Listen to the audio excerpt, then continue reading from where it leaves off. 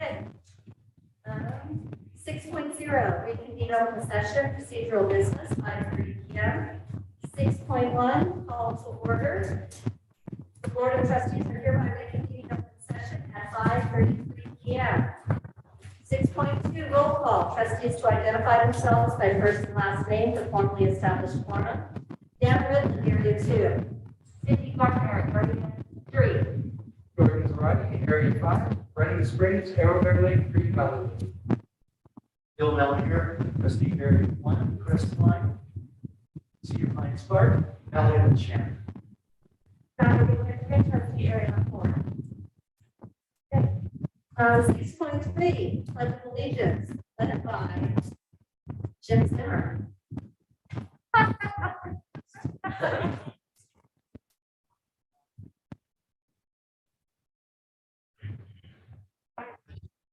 To the flag, United States of America, and to the republic for which it stands, one nation, under God, indivisible, with liberty and justice for all.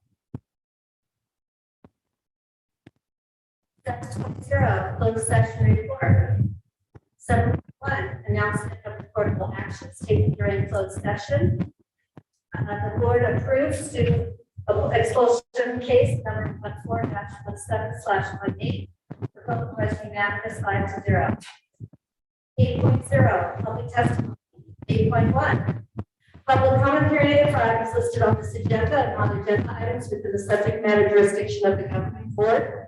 The public comment period is administered by state law and is required to meeting set aside for members of the public to share their opinions with the board. Open meeting laws do not permit to engage in dialogue or answer questions. It may not take action on non-agenda issues raised in the public comment period. The board, for example, may refer any matter to the superintendent for review or take action to direct staff to place a matter of business on a future agenda. Protocols for speakers. Any person who wishes to address the governing board on agenda and non-agenda items with the subject matter of their jurisdiction must complete a green speaker's form and submit it to the executive secretary to the superintendent before the meeting is called to order. Individual speakers are allowed 5 minutes to address the board on each agenda item. The board limits the total time for public input on each item to 20 minutes.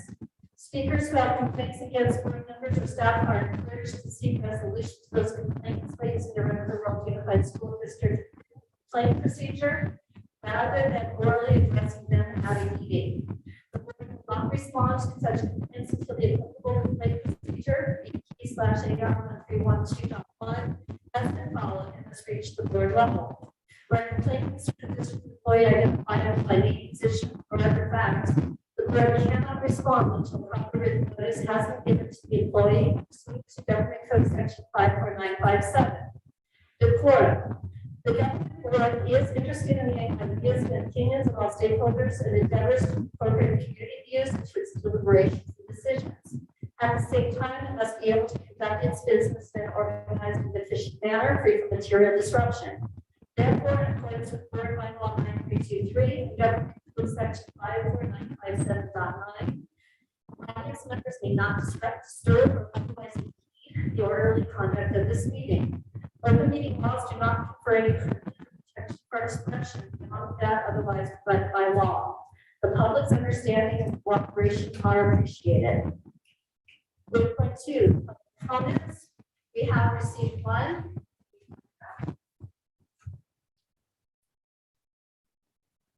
George Whitty, representing himself, and the topic, mass vaccine mandates. Mr. Whitty. And if I could please remind everybody that while you are in the library, while you're on inside on the school campus, you do need to keep masks on at all times. I'd just like to make a couple of comments with respect to the mask mandate and the upcoming vaccine mandates. First, we now have actual evidence of masking on school-age kids. Houston, as of September 23rd, Houston Independent School District, with nearly 200,000 students, have around 4 active cases per 1,000 students. It requires students and staff to wear masks in its buildings and on its buses. Smaller ISD just outside of Houston, which does not face coverings, had roughly 11 cases per 1,000 students as of the same day. That's nearly 3 times as many cases for the unmasked district. The CDC also has new data out. They have a really great calculator online that will show you any graph or any statistics on anything. You can sort by various different metrics. And that shows a 6 times greater chance of testing positive for COVID if you're unvaccinated versus vaccinated. And for 12 to 17-year-olds, it's a 10 times higher likelihood of testing positive if you're unvaccinated.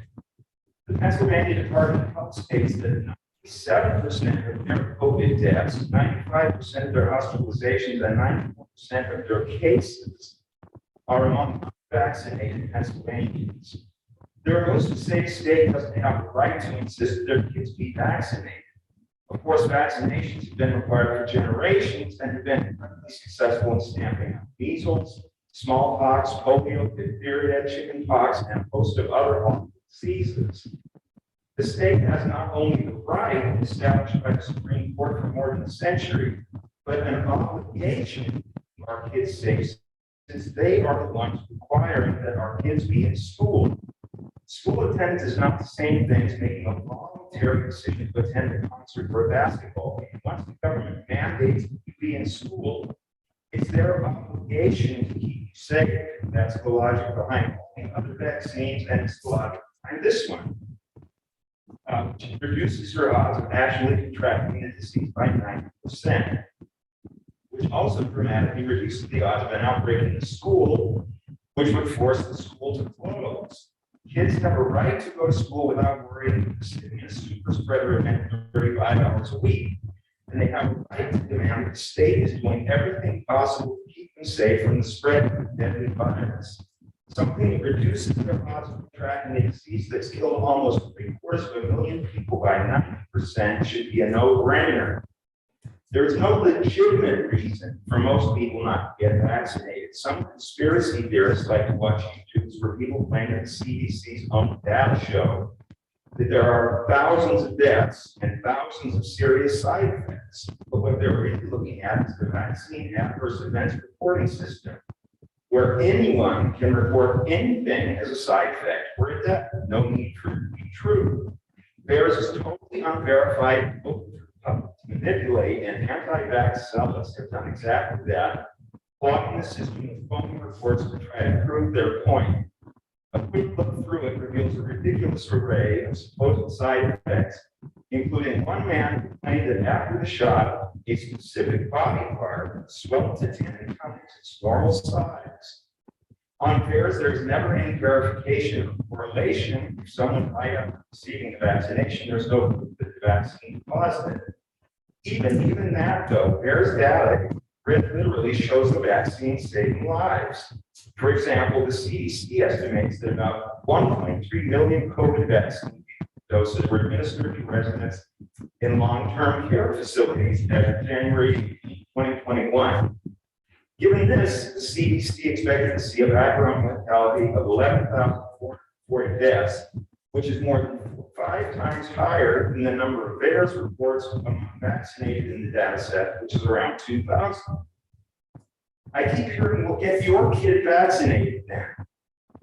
The truth is that all the anti-vax kids can still get an outbreak going in the school, and that can spread far beyond the school itself to family members, including very vulnerable elderly relatives, friends, and the community at large, particularly for those who refuse to wear a mask or think it's fun to send their kids to school in an ineffective mesh mask. And that would shut the school down too. I don't think any of us want that. It's common for anti-vaccine activists to claim it's not a vaccine. This is not true. Any inoculation that causes your body to create antibodies is a vaccine, and it's not untested technology. mRNA was discovered in 1961. It was first tested on lab animals in 1992. Mr. Whitty, I'm sorry, there's 5 minutes and 5 minutes are up. Okay, thank you. Yeah.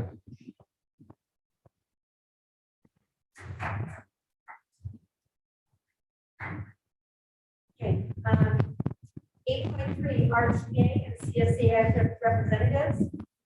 8.4, have either be present on the thing. So not have RTAs here yet? Not. Okay. 9.0, governing board members reports and announcements. 9.1, governing board members. Go first, please.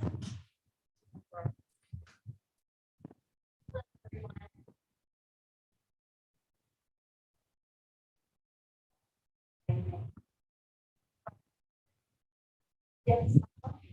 Okay, so I want to thank to the board for help. It was a pleasure to sit at the front security desk from high school all day, and you can't hear me.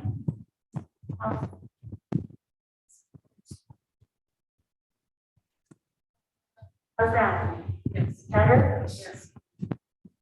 Better? Okay. So I wanted to thank Mr. Murphy for extending an invitation and crying for help to the board. So for me, I filled in at the high school at the front security desk. I learned the raptor system. It was super fun. And in fact, I taught all the which is a favorite thing to do. So that was for me. The day flew by. It was really actually very fun. I want to thank Jordan and her connection and over to all the schools. I just want to thank her personally for and then we can talk about the other thing is we're excited about this house that next year see us nominated maybe chair next year. So I'm super excited about that. And then, of course, I'm looking forward to prepared to do. I was invited to be part of the CSP conference in San Diego on small schools. So I'm really excited about it to just continue to talk about the challenges of our district that, while similar to other districts, are unique to us to rent. So that was exciting too. Homecoming was a blast. Literally, it was so cold, so deep, but so fun. I don't think I've seen that many alumni stand for years and years and years with their jackets on, having sun fun, drinking chocolate. And just really fun to see that the features packed like that. Really exciting. Of course, the football game also very satisfying. So yay, Coach and all the team for such a great effort. Sounds really. And congratulations to tennis, to volleyball, and to football. Congratulations to football. And I know you're going to do it for going on to see it around. Yay. So go like the spots. And the rest of it, just treat the LA. It's going to be fun. Go to retreat at BOE. It's going to be fun. It's awesome. So lots of great things happening in fall, and I hope that all of you are paying attention and your kids to do these fun things today. And I think that's it. I just want to say happy Halloween. Jordan, next please.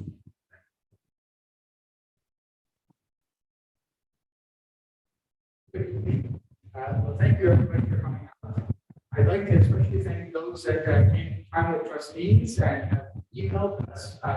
Since time with trustees, I've been emailed a lot of data, I've been emailed a lot of articles, and I've worked through them all. I've also been emailed some studies that I'm starting to go through, but of course, not a professional reading or violence, but researcher, epidemiologist, immunologist, or any other scientist that would qualify for this. I'm looking through them all. I appreciate it. Reading through them. I'm also one folks going to the markets market and a little bit more time with trustees and especially after too. So I do anticipate to be in the farmers market every Saturday through the end of the season, which is 20th. That'll be the third, 3 weekends into November. And so I am looking forward to that and enjoying all of our school district related conversations. We talk about all kinds of things, like budgets and everyone's. I know the budget workshop will be coming up in January already. It's already flying by. And going to maybe some of the issues that in my district and that other people across the state are facing. So again, happy Halloween. It's Cindy's here. No, Gertrude. Good evening. So it was fun to be out and some security with the principal from Charles Hoffman High School, elementary school at the high school for the homecoming football game. And it was really kind of fun watching those guys play and the score game. But we have, as much as you know, the floats at homecoming were well protected that night. I also had the privilege of doing security at the high school on Monday, and that was fun. And especially enjoyed and appreciated Charles and working with him. Good man, really gifted, and it was really special just to be around the students and across the campus, the 200, 300 maybe. And, fortunately, I didn't have to answer the walkie-talkie or anything like that. One time, I was really nervous about that. Also, I just want you to know that now that Jim Elementary School has incredible students, and we have nearly 100 students, right, Bruce?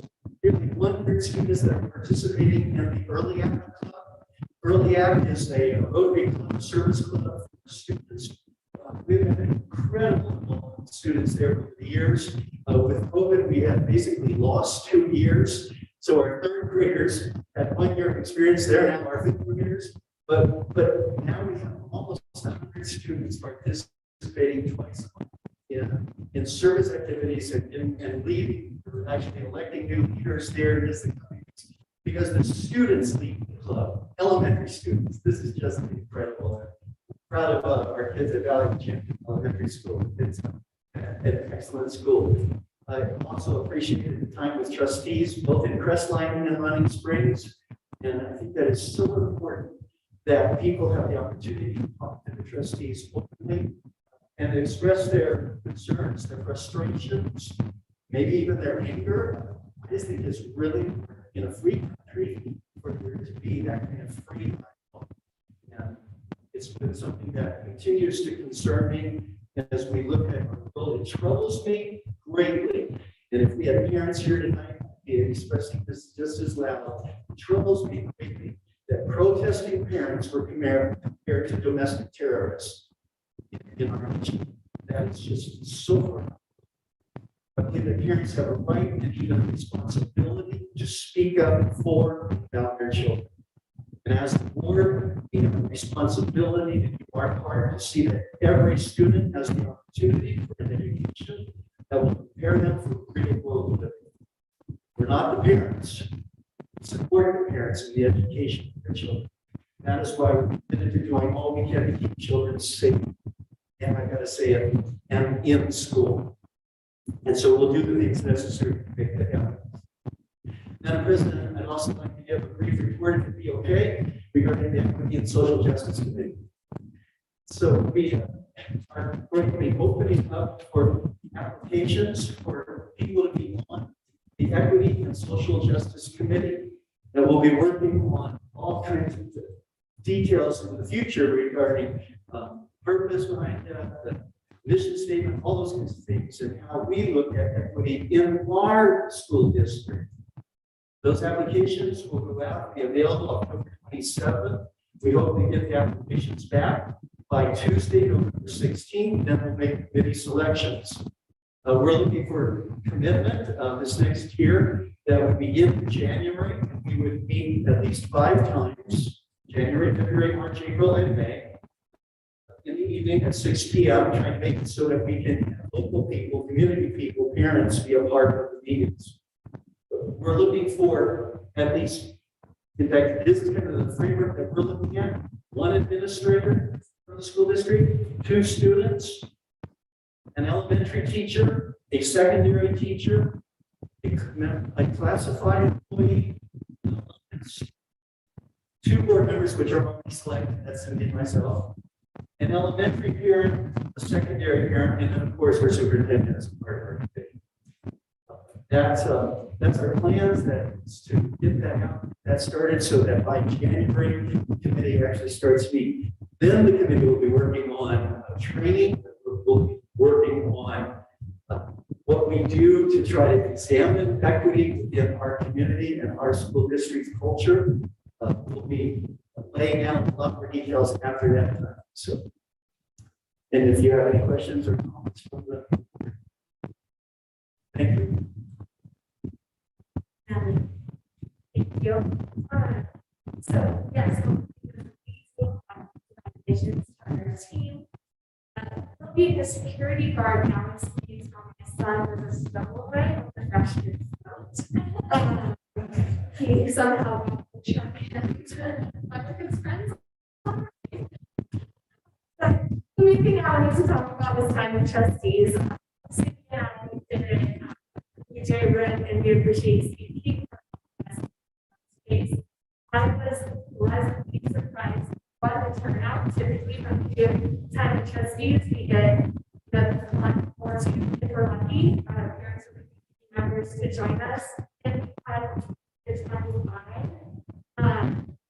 parents, staff, teachers, and community members be part of it. And that's our opportunity to have an open dialogue with community members. And here in board meetings, you cannot respond to things that you share. You can't do this dialogue back and forth. And time with trustees is the opportunity to do that. People came peacefully, respectfully, passionately, for sure, and had legitimate concerns, asked great questions, had answers, and those that we didn't, we sent emails back to them with our answers to them. And it was just, I really enjoyed it. I'm definitely nervous going into it because I know how emotional people are about masking and mask mandates, and I was nervous about how it would go, and was very, very surprised and appreciative of how everyone conducted themselves during it, and spoke forward to more of those in the future. So on that note, I just, as we advertise them, please look out for those advertisements.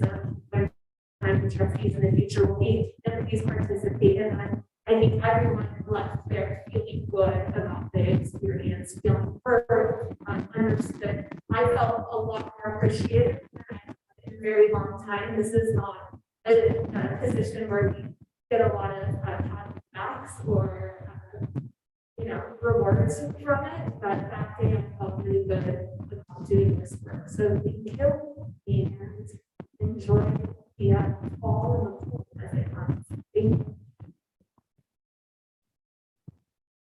you. So I have things I want to talk about once I have a few minutes. The first, some announcements is Stuff Your Sled to be happening on October 28th, which is the Crestline Lionesses organization uses their 1 week fundraiser each year. So it's at Leisure Shores, which is shares a parking lot with San Luis Lodge, and so it's going to be on October 28th, which is a week from tonight, from 4 to 7. You get to get a big potato, you stuff with all sorts of stuff. This is different there, and I think you also get a ice cream sundae with $5. So it's a great community event where everybody to spread the word and to attend. I really enjoyed spending time at LAE on Monday. I got to be an aide to help out. And again, I appreciate the fact that Michelle reached out to the school board members to help out because we were short-staffed. And it was a wonderful opportunity to spend time with students, and they are just wonderful there, and the campus is fantastic. So I appreciate that opportunity. Also, time with trustees. I'm really, really proud of our board and our desire to reach out to the community and truly listen. It is challenging to be sitting in this seat and to have community members pouring their hearts out and not being able to respond. So through time with trustees, we make ourselves available. People take time out of their busy schedules to come and speak with us. In past years, like Natalie mentioned, we only have 1 or 2 people attend at most. We had a dozen folks, I spoke with them over at Higher Grounds, and it gives us a chance to learn, and it gives a chance for dialogue, which is so incredibly important. So I do support that we schedule our next round. And again, I appreciate that everybody participates. Here, also, I want to express my gratitude to Robert and Vito. He donated a pumpkin to every single classroom to be able to make sure that every student in the Marin district has an opportunity to spend time with the pumpkin during the season. So it was very generous of him, and I was requested by principals to send out contact information for him. I have his okay, so I will be emailing that information out. And then I have some pre-written comments that I just want to make right now. It's, on October 1st, Governor Newsom issued a press release requiring COVID vaccinations for California K-12 students, indicating this requirement would be effective on either January 1st or July 1st, 2022, and would apply to all students for which the FDA has provided full approval of the vaccine. Depending on FDA approvals in the coming months, the governor's mandate could apply to California public and private school students as young as 5 years old. The governor also indicated that the vaccine requirements will also apply to K-12 school employees. This mandate would eliminate the option of providing a negative COVID test result in lieu of vaccination. On October 5th, our school district received a communique from our lawyers at AA providing additional information related to the governor's October 1st press release. Here's a summary of what they had to say. Under current law, the California Department of Public Health, CDPH, has authority to establish a new vaccine requirements for students, which are phased in over a period of years upon a student's first admission to a particular school and subject to medical and personal belief exemptions. The exact details and timing of the governor's plans are not entirely clear at this time. While he made the announcement on the 1st, there has been no written follow-up since. The press release suggests the governor doesn't intend to follow the phased-in approach contained in current law, and instead intends to implement a statewide requirement that students be vaccinated against COVID-19 to take effect as soon as January 1st, 2022, for all students in the 7 to 12 grade span. The press release does not mention that the governor intends to suspend current law, and he actually states the CDPH will act within the confines of current law. There are significant inconsistencies in this approach. For a statewide COVID-19 vaccine mandate for students to become effective at the same time for all students in a particular grade span, a formal executive order or legislative action would likely be required. No such action has been taken at this time. Per current law, prior to first admission to a school, students are required to have the 10 currently mandated vaccines, which doesn't include COVID, allowing for a narrow medical exemption. Additional vaccines, including COVID-19 vaccines, may be required by CDPH only prior to a student's first enrollment in a school and are subject to a broad personal belief exemption, as well as a narrow medical exemption. The press release states, quote, the governor directed the California Department of Public Health to follow the procedures established by the legislature to add the COVID-19 vaccine to other vaccinations required for in-person school attendance, such as measles, mumps, and rubella, pursuant to the Health and Safety Code, end quote. The verbiage suggests the governor intends to abide by current requirements of the Health and Safety Code, including those which allow for personal belief exemptions. Additional vaccines are required. The governor has authority under the Emergency Services Act to suspend legal requirements if he, quote, determines and declares that strict compliance with any statute would in any way prevent, hinder, or delay the mitigation of the effects of the emergency, end quote. The difficulty here is that the governor has not clearly exercised that authority, as the press release does not expressly suspend or override requirements of the Health and Safety Code.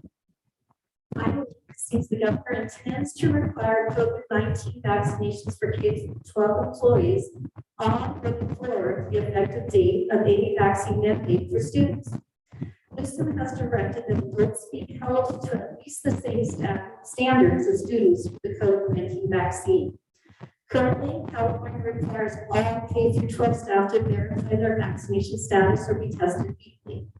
The press release implies all staff will be required to be vaccinated no later than when the requirement takes effect for students.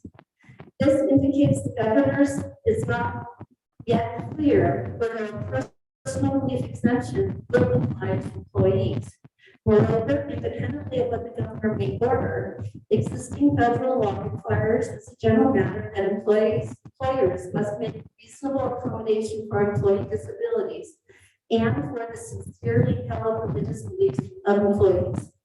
Assuming the governor's intent is to require COVID-19 vaccinations for all K through 12 students and employees, and on a quicker timeline established by current law, additional action in the form of an executive order or legislative enactment will likely be required. Thank you. So 9.2, superintendent. So I have a couple of announcements and some thank yous for this week. I'd like to thank Jared Powell for getting students to volunteer to be paid student workers to bring the Heartful videos back. So we don't have one for tonight, but they will be, the 4 students will be working on those. We are looking for nominations for some of those positions to bring those back. So we're excited to do that for the community. That's a positive thing. I'd like to thank the Twin Peaks Sheriff's Department for working very closely with us in the last 2 weeks. Our football games and being here this evening and working with me on crowds for events. I'd like to thank our PTAs who work very hard at our school sites to bring back events that feel normal for kids. There's some great things happening at our schools. I was at a homecoming football game where the score was very high for him and very low for the opposing team. I had fun working security with Tori and seeing the folks and having homecoming. Very nice. I'd like to remind people that November 1st, the day after Halloween, is a teacher work day. So we will not have students on campus that day, so they can enjoy their candy at home. I'd like to thank our principals for all they do. Times are tough out there. This is the month of principal. If you have not thanked your principal for all they do for you or your students, please take the time to do that this month. We did have a press release spot today about the for students about being FLC being onboarded to help us with contact tracing and testing. They started on Monday, and we will appreciate that support working with our students starting next month. I would like to take a moment to recognize my colleagues in Apple Valley. They experienced death of a student this week who was leaving football practice and was hit and run and was killed in front of other students. So they're having a very difficult time at Apple Valley High School. And so other boards are sending their thoughts their way. I know that they did so at several school districts this week. So I'd like to recognize Apple Valley and what they're going through with their colleagues.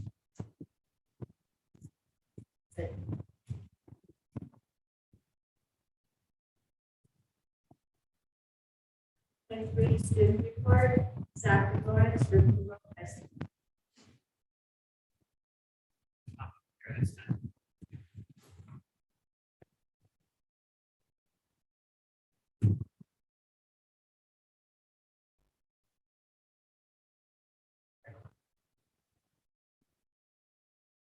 All right, so we have a great presentation tonight from all of our principals in the school district. Here are the school district updates. First up, we have Beaver World High School. We have our girls tennis team that are on their way to CIF. They have gone undefeated so far this year, as well as our Lady Scots headed to the first round of CIF. That team is in Riverside tonight. They are 10-6 record this year. Doing a great job this year. Next up, we have our football team. They are 6-1. They had an great turnout that evening, and along with our homecoming weekend, at our fall rally and our homecoming game, we did win the game over Montana, and we did have a great turnout at our homecoming dance. And right here, that is our senior homecoming queen, Cody Day, and King Lucy Davis. Next up, we have our homecoming spirit week. We had our jam day on Monday, our ultimate ring beer Tuesday, the Wednesday country versus country club day, Thursday, and we have kids around. We have coolers, we have wheelbarrows, just anything but that. And Friday was our decades day. Each class was assigned a decade to dress up as. And we do have our Halloween spirit week coming up next. We did have our PSAT and our ASVAB administrations. We did have a pretty good turnout this year for those two tests. And it is good at getting that into the swing of the SAT as the ECTs. Our WASP update, we will have the visiting committee. They will be doing our virtual tour in the second week of November on the 8th. They will be visiting classes, teachers, students, parents, staff, and look at the progress of our AJS. And then as we continue on with our AJS progress, we do have our May. We will be having coaches working with the ELE department at RIT to develop pacing parents to help our ELE students, as well as our STAR assessments. At 700 9th through 11th graders take the STAR assessment. This is RIT's first year doing the STAR assessments, but they are in place to allow the administrators to gauge where exactly the students are. They will be taking this exam. Most students are taking it already, and they will be taking tests again later. Next up, we have our MPH board updates. October is Bullying Prevention Month, and the MPH Council team has been a lot of fun activities and spirit days to help raise awareness against bullying. And here is their list of spirit days.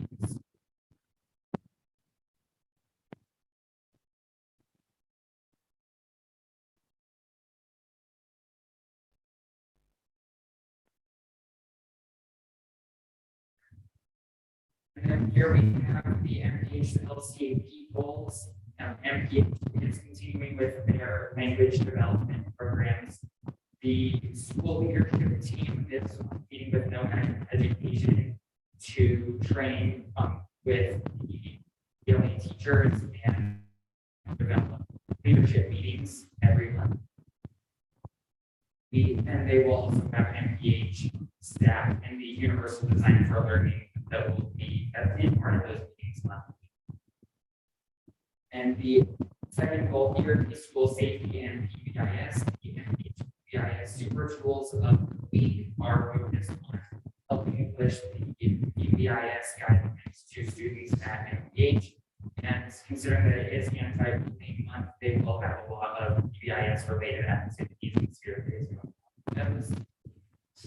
And then we also have MPH have our ELEC meeting on October 19th, or we did have it on October 19th at 5 p.m. with our English learning students, as well as the next SEC and Untitled Chapter meeting on October 27th. And last up, we have our elementary updates and a lot of cool fall events planned at the elementary schools. We have some pictures coming up and Red Ribbon Week, as well as their Red Ribbon Week spirit days, lots of Halloween costume parties and parades, the trunk or treat activities, as well as painting and their presentation for this evening. Thank you.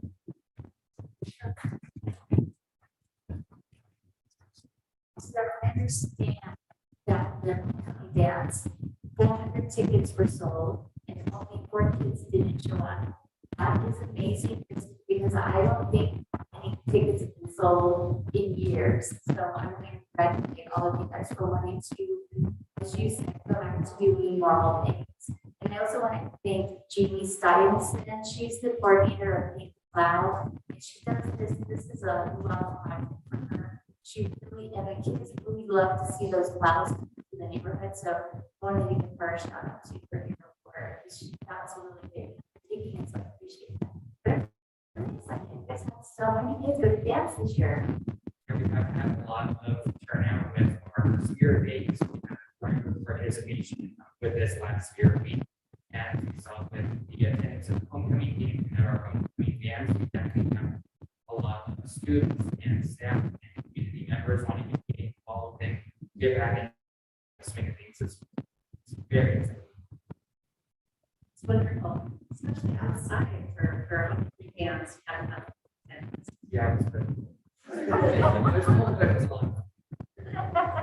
Fantastic. Thank you. 10.0, first presentations, 10.1, Sanford and Eagle County Superintendent of Schools Plan Presentation. Beatrice Blake, coordinator, reaching the whole child. Well,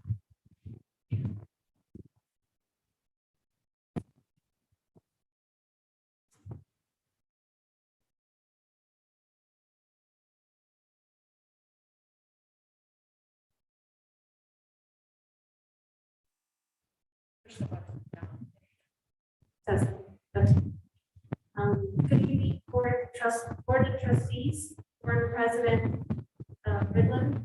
Let's see. Thank you. And Superintendent Murphy. I just want to say thank you for the opportunity to be here. I really enjoyed the love and the welcoming feel and service of living here. So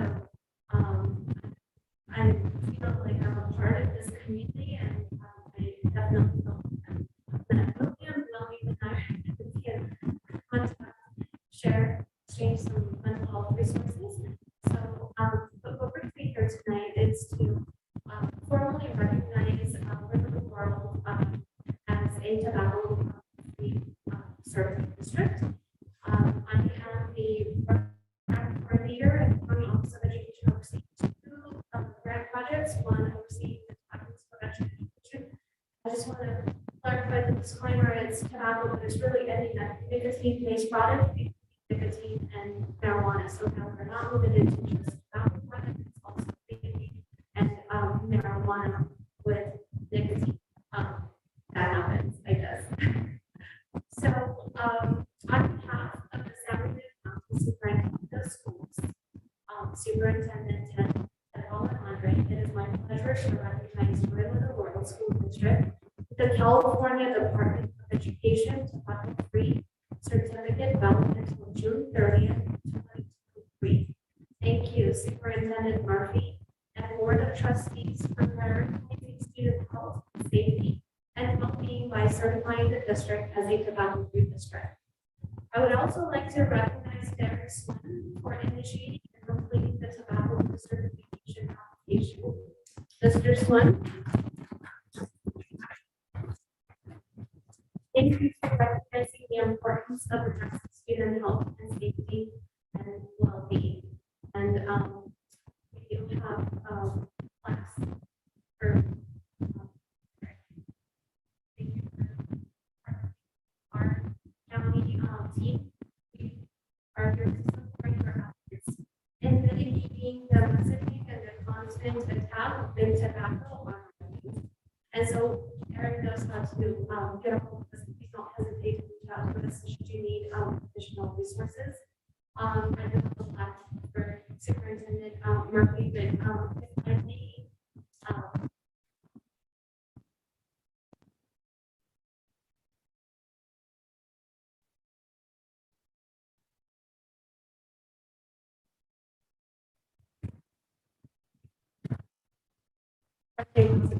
okay.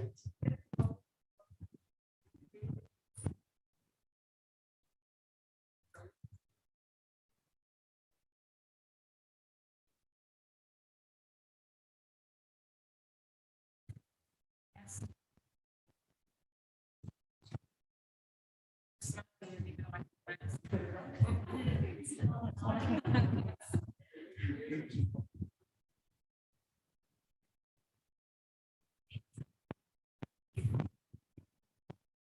it be okay if I just highlight just a couple touch points on what the program offers schools that participate in grant funding? Thank you. So the tobacco use prevention education, those of you that have been in education for a long time may be familiar, it's died off in the San Diego County for probably the past 10 years, but apparently prior to that, it was commonly implemented in all of our districts in the county. So I am 2 years new in my position. So, second week on the job, I was in Sacramento at the big conference for the tobacco coordinators meeting. And what I learned is that the program is being implemented across the state. And at that time, 2 years ago, I was not happening. There was no not much happening in Sacramento. So in the past 2 years, we've grown the team significantly from a team of 1 to a team of 5. So that's significant growth, and that's all grant funded. And through that work, we are now actually working with 5 individual districts that are implementing grant funding to address prevention, intervention, and cessation efforts in grades 6 to 12. And what's really exciting about the program is that the emphasis is on the student services piece. And much like Jordan here participates on the board as a student representative, the program invests in, is that right? No. Don't you have a student? Oh, that's you. Oh, well, you might as well be. I apologize. Exactly. I'll have to come and get everyone, get acquainted a little bit better. So Zachary, this is a leadership role, and that's what we do for the tobacco use prevention education program is we invest in developing business leaders, and through peer-to-peer advocacy, students are able to educate one another about the dangers of nicotine and the lifelong impact, negative lifelong impact that nicotine has on the human body. So really what we're trying to do is to counter replace tobacco through factual information. The Stanford Tobacco Prevention Toolkit that is updated regularly to keep up with the trends in tobacco use in our students. And just to kind of put in perspective the need for this kind of work in our schools. Recently, this is data from 2020. This is really the most up-to-date data that impacts youth. So I'll just read the report that actually had me pretty just disoriented for several weeks because it's so dramatic. It says disposable e-cigarettes have skyrocketed in popularity following the product's exemption from federal restrictions on flavored e-cigarettes. So flavored tobacco is banned in the state of California. So now big tobacco is finding a platform to continue selling to our youth and targeting our youth. With use increasing about 1,000% from 2.4% to 26.5% among high school e-cigarette users, and more than 400% from 3% to 15.2% among middle school and e-cigarette users in 2020. Making up nearly a quarter of the disposable e-cigarette market in the US. So some of us here might be familiar with Juul. So apparently Juul has a competitive brand out there, and it's called Mini. So Mini sticks are the second selling disposable e-cigarettes behind only one. And so that to me signals the need for us to continue to educate our students with factual information so that they can make informed decisions and decide for themselves at the school level, recognizing, this is an educational entity here, and then that will extend into the community as well. Not as accurate data, it's from this data is from a report from 2019-20 from the California Student Tobacco Survey. According to those results, the results, 31.4 high school students have used Apple Product, and 10.2% of high school students currently use Apple Product. And not to mention the reality that there is a correlation between substance use and mental health. And so for adolescents, mental illness and substance use disorders often occur concurrently. So as many as 60 to 75% of adolescents with substance use disorders are estimated to having a concurrence in mental illness. And so it's really important for us to recognize that it is mental illness, and then there comes the substance use. And so when we look at it through the lens of mental health and substance use, it makes it easier for us to understand that it's a much bigger problem than what we see at the surface, which is the substance use. And lastly, we have invested in developing a mobile app that is currently available in the Apple App Store and the Google Play Store. It is called Beatnik Boulevard. It is free. It's going to be launching from our county Monday with the launch of revenue, and it is designed in partnership with Stanford Tobacco Prevention Toolkit.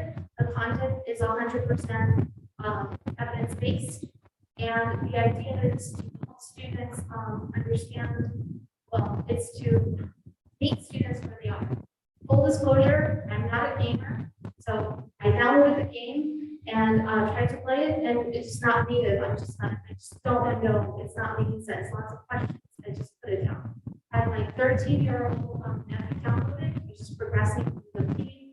It's just where the students are in still language to speak. What we have done is provide professional education, and then it's layered with how it negatively or positively impacts their community. So this action happens on the board.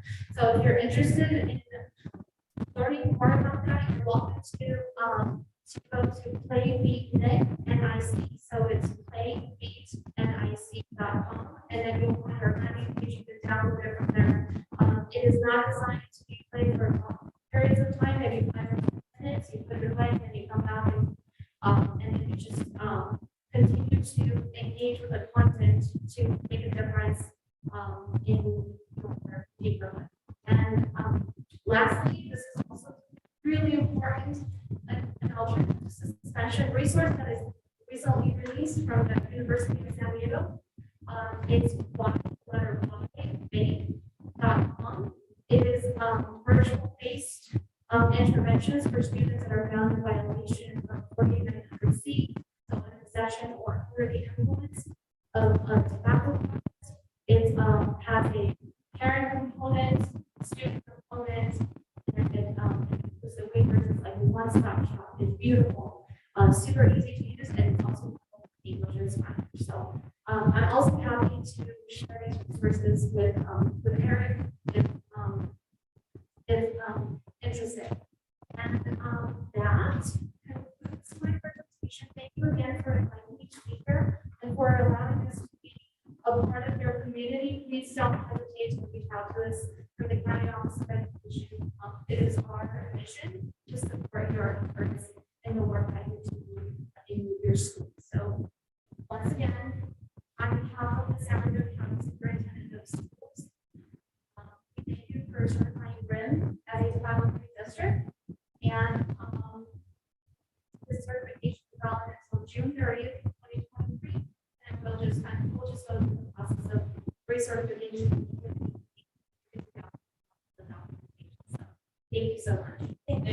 Thank you for your recognition, and thank you for your comments. Thank you. Really appreciate it. Please share those resources with Derek. I sure will. Thank you. 10.2, student learning and achievement. Thank you.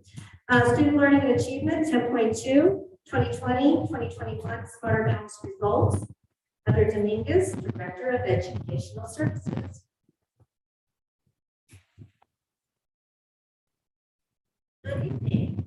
I'm going to actually give you some of this in paper copy because it's very small and I want you to be able to view it completely for PowerPoint.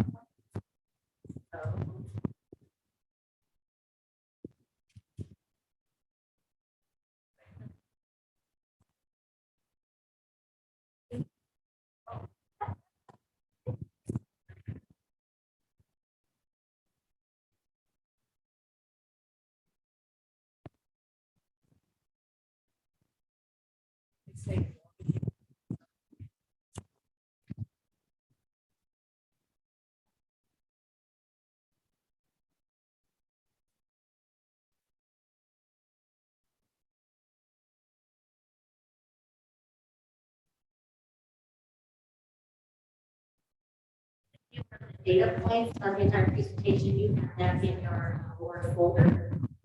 And so go ahead and get started. So tonight I'm going to talk a little bit about our and just reminding these are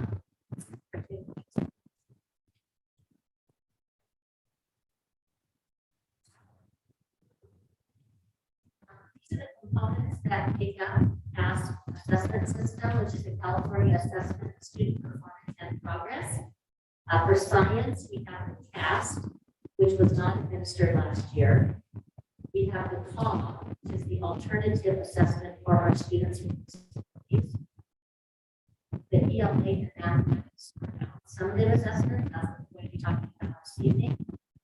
There are also CAWs in language arts and math. There are interim assessments, which we'll touch on briefly.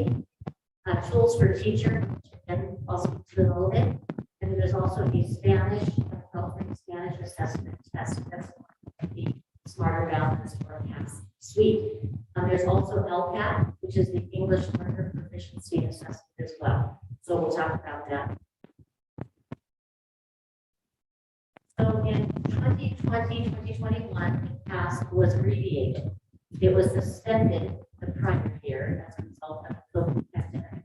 And so it was reinstituted in 2021. The State Department of Education decided to abbreviate the assessment as it was being administered in a number of different ways: distance learning, in person, hybrid.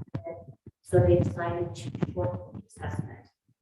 For the 2021-22 school year, the State Board of Education voted to continue for the 21-22 school year. So this year, the assessment will be students took last year. And so just a note that what's on the PASS system is that due to the shorter, smarter balance, and we've got the claims and the targets, because it was an abbreviated assessment, there is not claim or target data available because of shorter nature. They also wanted to note that it's also there's not as much data available for the summative assessment, and I will tell you it's a little more challenging to find data points to show at this point in the school year. But I'll show you what I did find. Typically, we get that off the PASS website on the California Education, and that's still just on the data. So I got this off out of our Tom's data, so I'll share with you that. First slide, you'll see down this is for all of our grade levels, the top data points how the state of California did. The bottom data point says report. This is our 2018-19 data. So just remembering, this was a longer assessment. This was 2 years ago, and it was a different assessment. But I did want us to revisit what our baseline was the last time we took the full PASS, and then look at where we are currently with the abbreviated assessment and with COVID in between. So the first page, or this particular page, is how we figured in math 2018-19. We figured in math for 2020-2021, so last year. Again, remembering, typically we assess our students in grades 3, 4, 5, 6, 7, 8, and 11. Because we were given an option last year to either test on or an alternative assessment, we opted to give our younger students the STAR assessment, which I've already presented to you about on the previous meeting. And we did administer the test to our students in grades 6, 7, 8. We had about 89 to 91% participation rate. Typically, the state requires a 95% participation rate. But they made that requirement as a result of the. So the first two pages, math 18-19, and then math 20-21 for grades 6, 7, 8, and 11, comparing California to the shorter version. Are we going to get the dashboard, the speedometer, I think, again, for colors, making us go up or going down? You know, we do from to, yeah, that kind of thing. The last I heard is that they will compare 18-19 to 20-21. I don't know if that, you know, that could be brought to you today, and I don't know what may happen. That was the last I heard, was that they were anticipating using those two data points. So the next point would be our ELA for 18-19. And then ELA for 2021. So this gives you a broken down at grade level. And I know it's sort of a lot to compare. So I'm trying to make it a little bit easier by presenting the next slide, which there it is. So here it captures comparison, ELA and math side by side, comparing 18-19 to 20-21 for each of the points of class, which would be net, nearly net, and exceeded.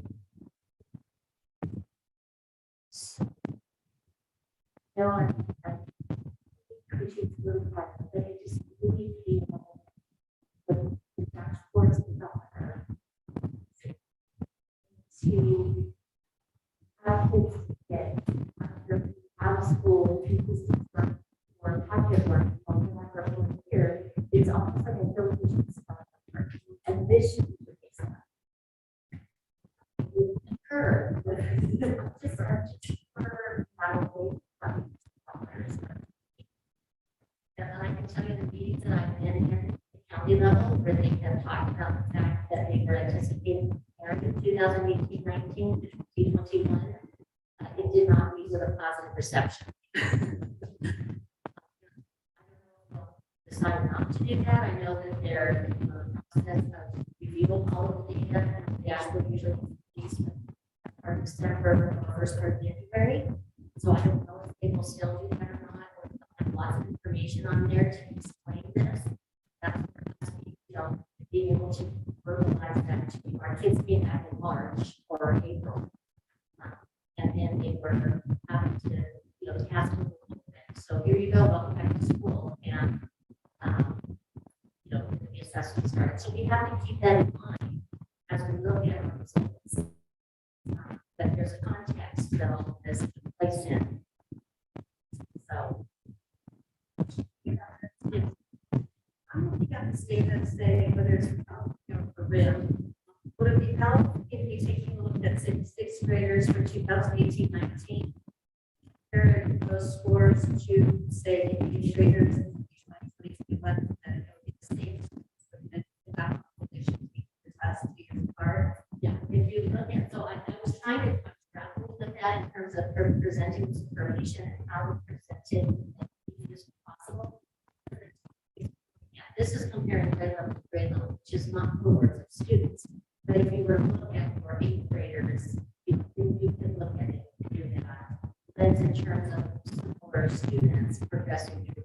There are actual longitudinal studies that this website will provide us, but none of that data has been uploaded yet. I wasn't able to get.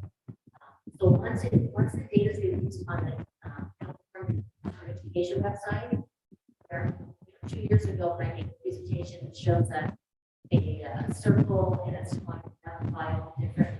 It's a lot more information in terms of those reports. Once the data is released on that website, we get more information. This was the most it's abbreviated test last year, so we're still comparing apples to oranges, even if we're looking at the same. Correct. COVID students for a year and a half, and then coming back immediately to anticipated having opportunities for use if you like PPEs, personal that didn't end up place as a result of the distance learning that should be to challenges associated with that. From now is 2018-19 sixth grade for California average 25-14. And then 2 years later, in 2021, that score has gone up to 25-21. So to me, it is logical that the scores would have gone up for that group, staff and instruction.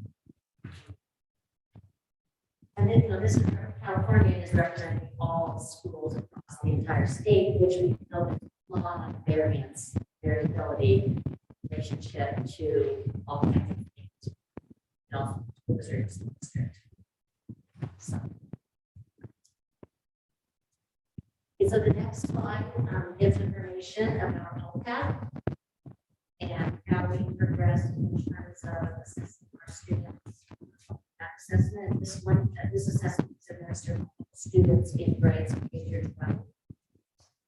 So it shows you where students fall in terms of level 1, 2, 3, and 4. Kids in the middle band are first learners. We have a lot of our students on the LCAP and in the L coordinator meeting that taking place prior to Thursday evening. The team is working hard on identifying those level 4s, and we're having some data chats with our students at the secondary level. We're actually sitting down and goal setting. Here's what you need to reclassify this as you looking at that 4. Now we just need to work on intelligence. And again, I gave you comparisons between the world and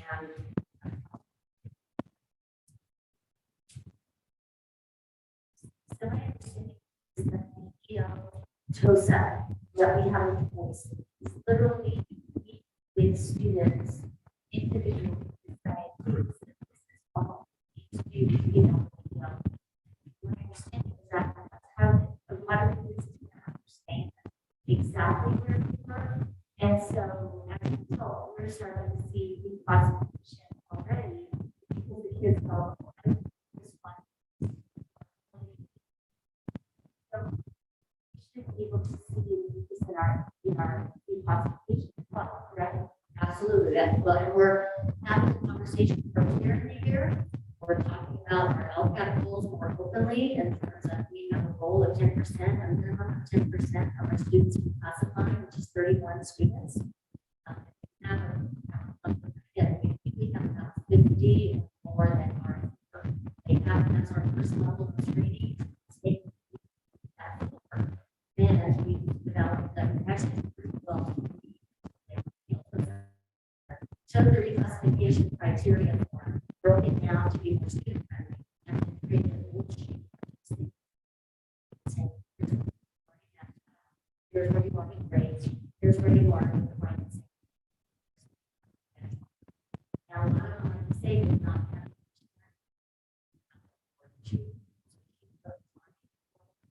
class presentation on staff, have the self-taught questions, those kinds of things. First time she's doing. It's important that we already have several students that got classified on their school years. Yeah, well, the ones that we just celebrated were some of the ones that we classified last year, but because of the classification ceremony, we still wanted to do something special for them because it is an accomplishment.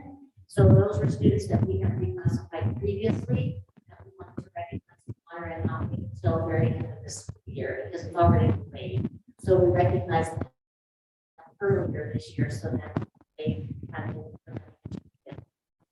that we see application 2 or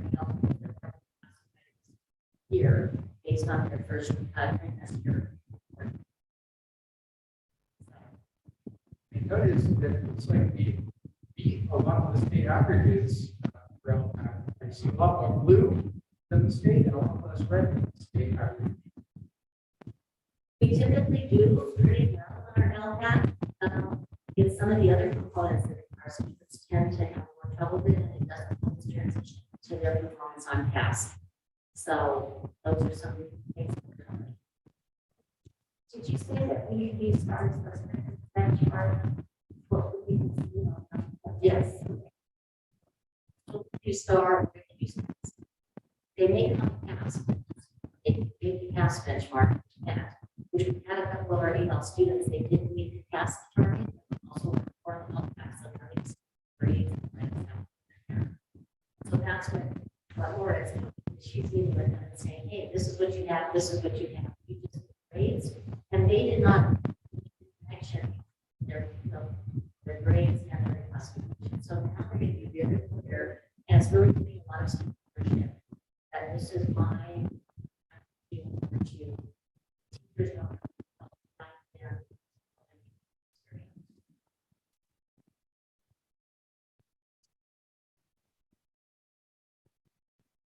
just to let you know that we completed 100% our initial LCAP, so that's required in the first 30 days of the school year to assess all of our students that English or foreign history. So Lio, who works in my office, is just phenomenal, and she facilitated the meeting 100% of those students being successful. So one of the things we're really focused on this year is this idea of formative assessment. I really like this slide because formative assessment is a process, not a test. It incorporates tests, but it's really not a process. The process involves the use of evidence that can be an assessment based or formative by teachers and students to adjust teaching and learning. And I like the book, look, when the cook tastes the soup, that's formative. When the guests taste the soup, that's summative. So I thought that was a nice way to sort of differentiate between the two. This assessment, we can adjust our instruction based on how feedback for kids. Summative, which is our task, seems done, but there's not a lot of adjusting happening. So these are some of the tools that we're utilizing this year.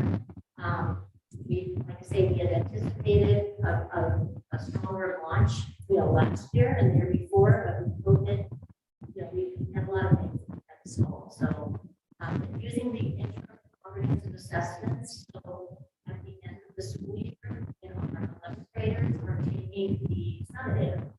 Our 9th graders can be taking the ICAs as universal and otherwise they'll see the assessment for 2 years. It mirrors the CAS, and so we believe that this will help provide some universal exposure experience, what this assessment entails, and students need to know successful. We have IEPs, the focus on IEPs, which are very short, very specific to the type of skill that can be used for an informative piece in terms of their ability to use all around as we approach. super happy with doing the ICAs just because the student feedback was exactly like they don't see pass with the SBAC with 9 to 10. So the end of the 11th grade, they're back into that SBAC test. And so now this feedback year after year for students, we want to do so I'm super happy that we have started doing that. And like I say, we anticipated launching this. It was with a planning document that didn't happen last year, but last year we were grappling with the pandemic passed that to try to launch this last year. It was a lot of challenges. So new plan, regroup. So I'd like to thank you for your time and attention. I'm going to ask some questions along the way, but any other questions? Is that originally when we started testing and we were told in these workshops that we get a dashboard like in October, November. Then it was pushed to November. Is the fact that you're not saying December, January, and we're supposed to be able to pivot based on that data and do any adjustments. But it's mid-year, and we have to launch a team to turn in bills and all that other things. And it doesn't give you a lot of time to pivot based on data. Data drives your decision making, but looking at past ways to think. And that's why we're trying to, the dashboard is difficult to have actual in terms of this, all it's going to drill down to the skill level. But that's where STAR is going to help us, because the STAR breaks it down by standard. So there's no perfect assessment, but it is giving us information and utilizing it across all levels. And we start but it up through the 11th grade. So that data is what we can use to help us know where the skill deficits that's based on where the kids are now. In the past, we took last year, and it's not, and now that means the purpose. It gives us, it's a summary, it's not going to be as helpful in terms of helping teachers know. That's where those formative assessments, the IABs, the FIABs, the STAR data, that's more actionable. And just irritated that for us, what it just changing. So it's just irritating. I do have a question regarding the assessments. Are they being done digitally now? Are we able to take all on computer in a way that's using actual tasks? We need the IABs and all of those are innovation. That's what there's the beauties in that is that kids are never exposed to the platform or the structure of the assessment. It may not be the content, they can navigate the assessment. So that's what he's given them. For not just the kids, but for the teachers. If you've done that routine,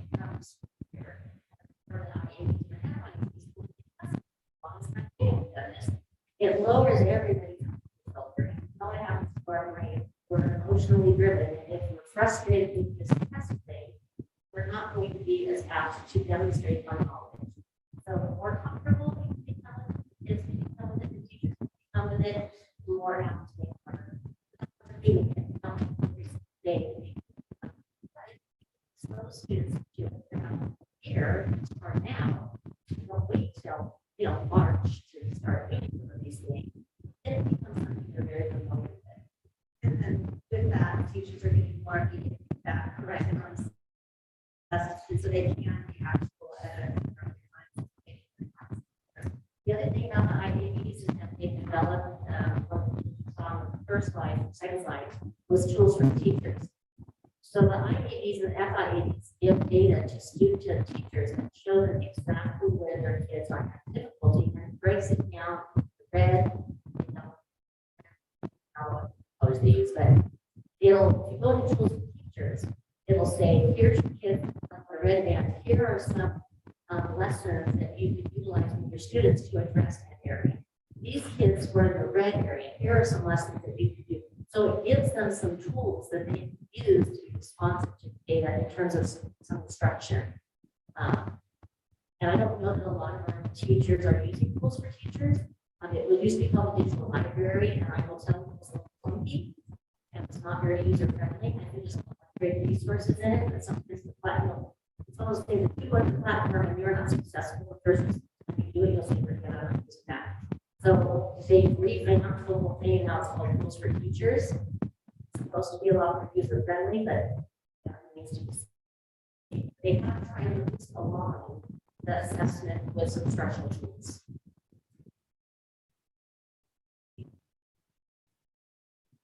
Thank you. Thank you, Heather.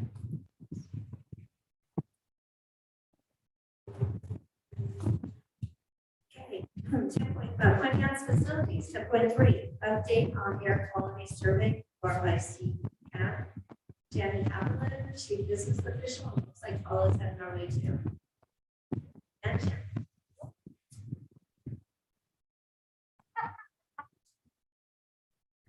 I'll share my screens here with Paul and Jim. So thank you for having us tonight. And we're really going to piggyback on one pretty conversation I think last board meeting on where we were at and our process.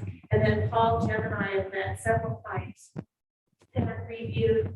We're kind of just the process, the money, the leveraging possibly extra dollars, the cap shape, which is previously as 81, and see, well, we have some mandates coming up. We have some money that might be available. And where do we go there? So we walked you through some of the process with Paul, Jim, Paul's team. One thing that, their process was. I think I'm going to hand it over to Paul a little bit to explain and wrap it up. And then we have in your whole board folder, we provided a summary of costs. And I almost fell out of my chair, I have to be honest. Then you were typing in all the house, and you were joking and maybe emailing me back and forth one night saying that you have your work. So, we laugh, but it is serious, but we have to sometimes just to get through some news that we've heard expecting about student costs. Bonus options, being forward long-term planning, and I will send it over to Paul to take over for me right now. The process was we looked at almost every single unit. Finally got an engineer and person that we finished. Everything was green and highlighted. So in the last meeting, I kind of gave a little diagram on fresh air, outside air. And so we priced it for the since then. I learned to meet the new code, some of these regulations, you have to have dedicated outside air, certain sources, and positive pressure air rooms so you can control, meet all the things. None of them are usable at the moment, but I guess it's going to be the new code. So, somewhere in front of you, you do have a budget. There's a teacher orange column. That is the cost to replace everything you have. As air conditioning, it doesn't. And then also an energy management system. Can also be for your lights, etc. If I could just remind you, that was the middle option that we talked about, that but what we have, we want to get a federal power or on, and kind of what we do to upgrade maybe the bones of our structure and add the CO2 mechanism. Points us in the right direction as far as which document we should be looking at this point. They're calling it out.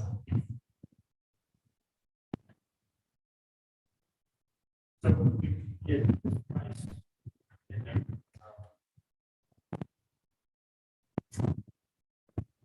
Okay, we're like,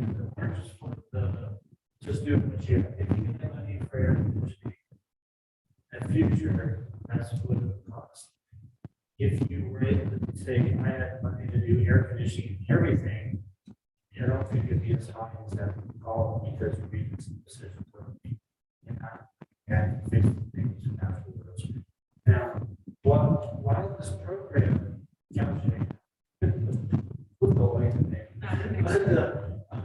it's really designed for a school that has air conditioning, has outside air, and you're asking for an O2 sensor, or then they can make adjustments. Your school doesn't have that. However, you have a program, it's called ventilation verification, limited or no existing mechanical ventilation. And in there, they do have a line, so all that, you guys are good words, so I'll ask you if your systems are operational after to meet this.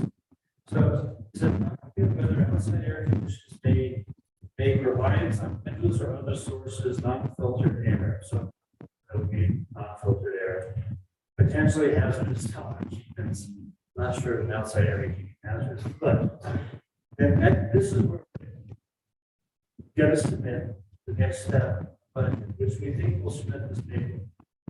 What will happen? This is document recommendations for mechanical ventilation and filtration where none currently exist, or for replacing mechanical ventilation system or current systems or operational systems. So to me, and either this is a checklist saying, does it have an O2 sensor? Is it monitoring? Does the monitoring send it to your phone or email you so you can fix it?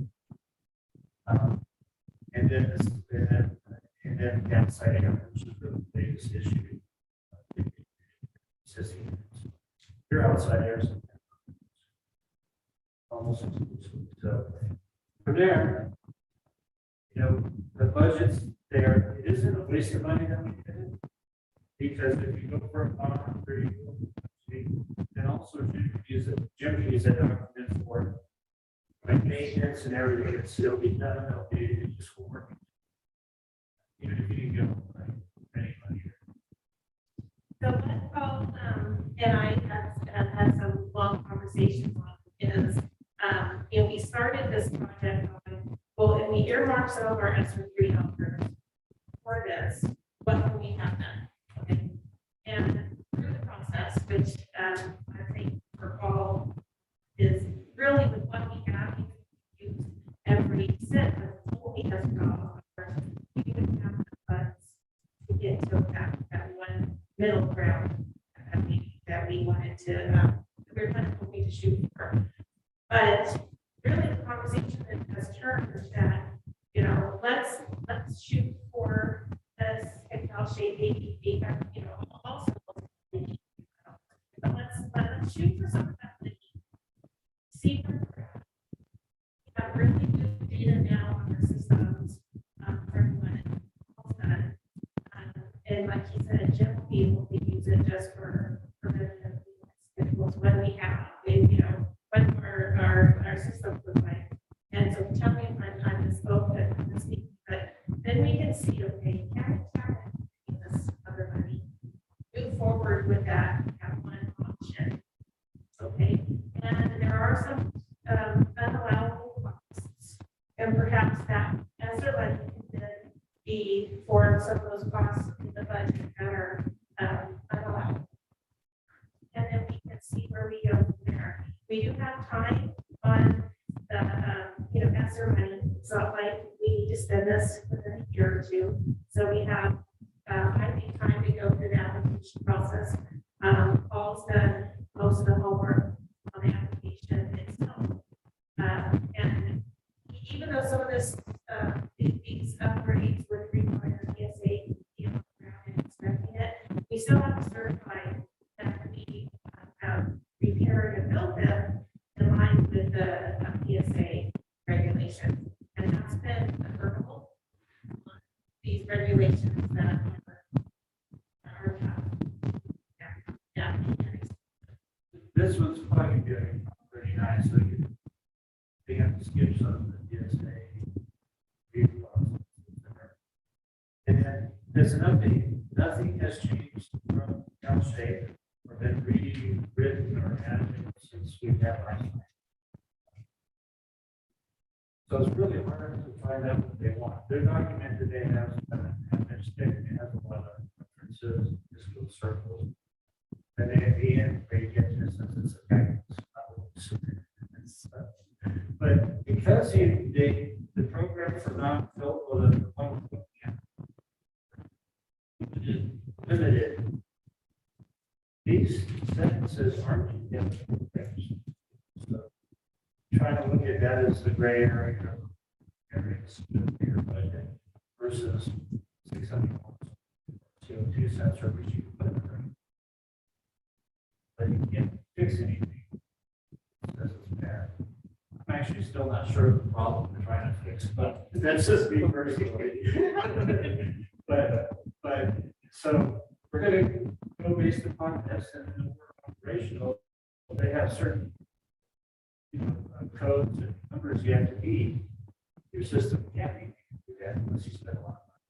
There's the two. The budget I gave you is really all you. So Paul, my understanding from all the work that you've done, that's put air conditioning in every classroom in all of our schools, needs to be $21 million. I didn't look at It's a little over 20 million. yeah, and that's electrical upgrades. It's a budget. Because we're asked that all the time, to put air conditioning in our schools. And that would take over half of our current existing budget. Right.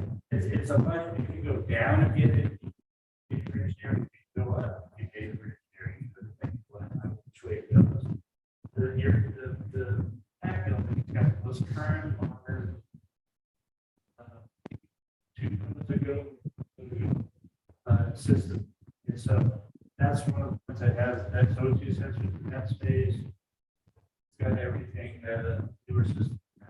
Well, this helps us to answer a question we're asked all the time. So we know you put your gym work in this. In putting this together for us, so appreciate that. That number is spectacular. It is. And when I compare between the middle and blue column, a brand new school, we got this big one down. It's, you look at just the mechanical trade costs, it's really not that much. Just a year ago. So yeah, that's just very expensive. And where I think it's hard for maybe to wrap their thoughts around is the majority of the cost is the electrical upgrades, kind of the infrastructure of the school upgrades, not necessarily the unit ourselves, because we don't have any unit, I don't think that would run a filter at all. So maybe the AC, but that's it, and we, AC, yeah. like much water. But yeah, nothing on.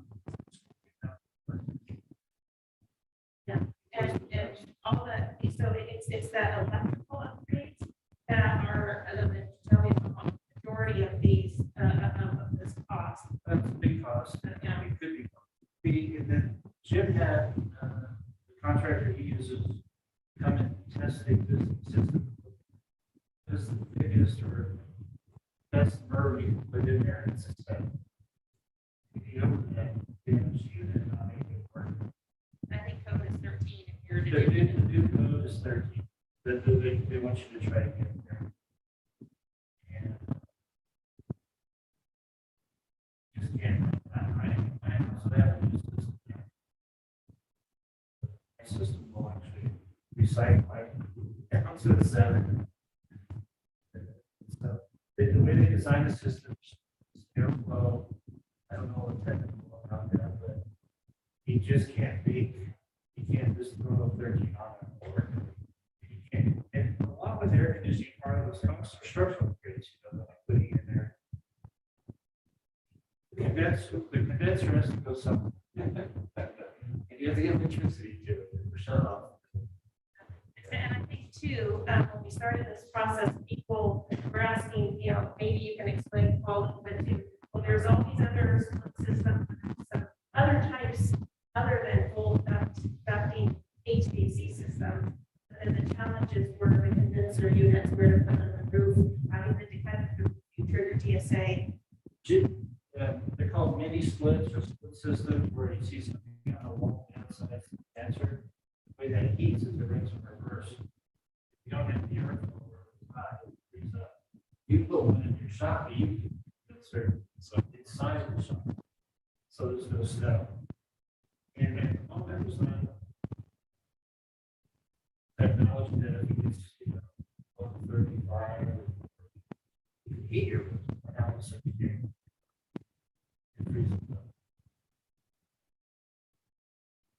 Those mini splits that would work if you weren't. Considering we're dealing with some pretty old properties with, Ellie, just in general, is there urgency to us address any of our electrical configurations currently? We were having these each year goes by, we have greater demands on technology on electricity infrastructure. So I'm wondering, this is a lot of study. There's one thing to try to make sure that we have support AC for the level we have, but regardless, current needs and do what does what we have take care of our needs. Last year with alarms going off, very expensive issues, generator needs. So I'm just Well, wondering. You have air conditioning.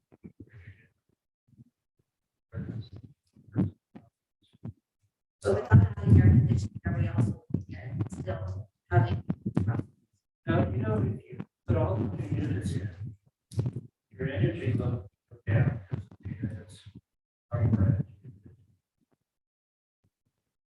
Those units that I talked about outside are efficient, they are. They are. This is, I don't check the weight of the city there until we export. So, if you did all the orange column, you probably gain some. I said,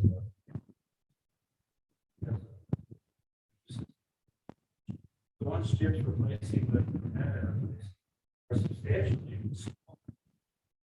And because they're smaller, you could fit an air conditioning part that's called coils in there. That's only part of the air conditioning. That's outside. And electrical. Here you don't really want to run stuff up. It's just not good. Just thinking about it quickly from our facility equipment perspective, if we were to try to fit upgrades to AC for existing budget, it would take something like 20 years of this, right? If you even manage that. Well, if the law was fortunate to be passed last time, you would have something to start this. So that's. And that's one bigger number of paper stuff. There's not a lot of programs that can say, yeah, we're going to air conditioning. But all that would have done. But it There helps. would have been nothing else. Yeah. Well, then we live with some. There were many things on that Yeah. list. Inflation is your future goals. You see that. And prices are just crazy right now. Thank you very much. Any other questions on the air quality stuff? All right, thank you, Paul.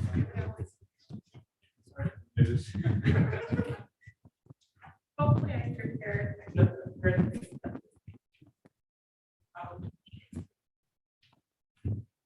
So what facilities update, summer current and future projects, Jenny Appleton, Chief Business Official, and Jimmy Simmers, Supervisor, and Facilities.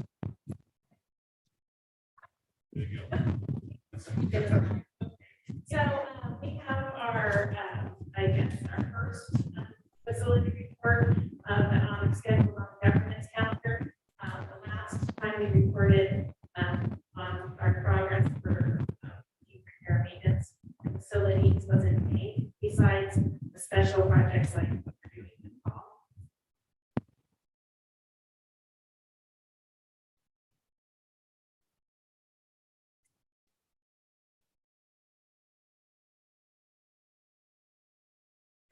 Okay.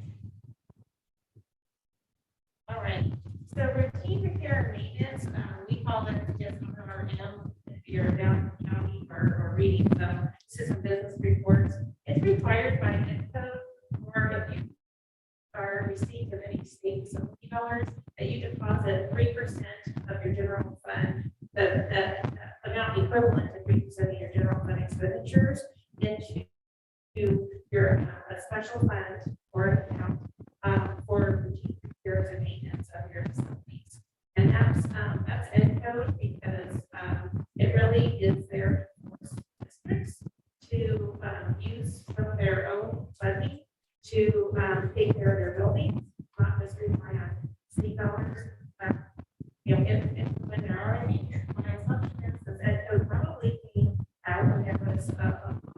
state money and we fed into maintenance and for maintenance and upgrades to schools.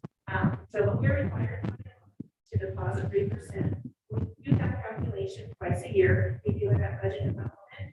We do it again when we close the books.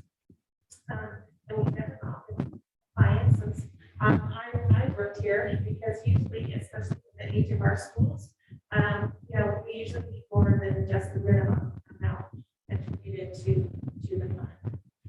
So we have an update on Red Pine modernization phase 2. Since we last talked, we really were done with the project, but we had IOPSA closeout. We had some leftover bills section side that we took care of over the summer.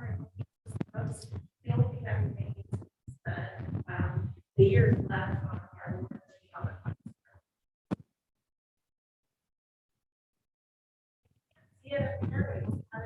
on your packet. A 5-year history of contribution from our LCFF base into the routine care and maintenance. And having spent on classified salaries, employee benefits such as PERS and workers' comp, et cetera. Supplies, services, operating expenditure, capital outlay.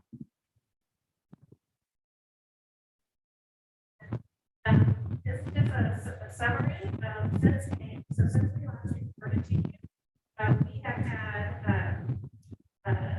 405 workers. Submitted but declined back to site 28.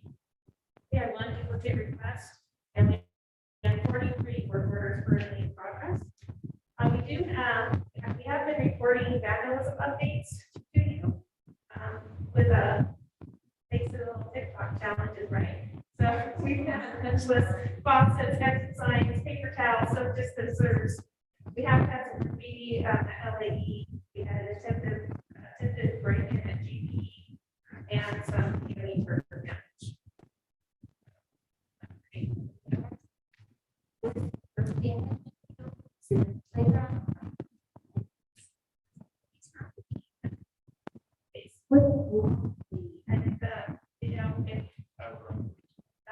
Oh, okay, gotcha. Yeah, all right. That's the importance of securing sites, I'm sure, but even the needs of all comes into just. And the maintenance department, we have 4 skilled maintenance workers, 2 subs from ground, 1 is we've already used this time.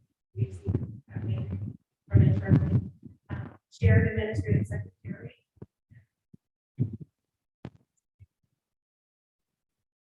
We really stole this time from May because we wanted some kind of contracts instead of just listing the projects that we completed, just completed, like the whole week. So we wanted to take up our slide from May and then add just to like that. So the fascia repair that was scheduled for LA, we did alternate our schedule. We had a 3-year schedule between off and LA and DOE. And we revised the schedule. We had some significant at DOE, improvements of water damage, et cetera. And so we got moved up on the schedule a little bit. We have 8 that DOE LE schedule, but DOE and LE that's planned in summer 2020. We had the second half of the roof replacement at LGC completed. We continue to service generators at all sites. We've upgraded the fire alarm at DOE. So those random alarms that are going off. Yeah. Fire alarm, water main outside, and the yard was replaced. The 18 broken windows, I think in April or May, we brought this agenda item to the board. We are still waiting on delivery for those. Just a victim of supply chain material, raw material. Probably one of it's over 100 now steps that are out in that. And the air quality assessment and project options remain completed. That we just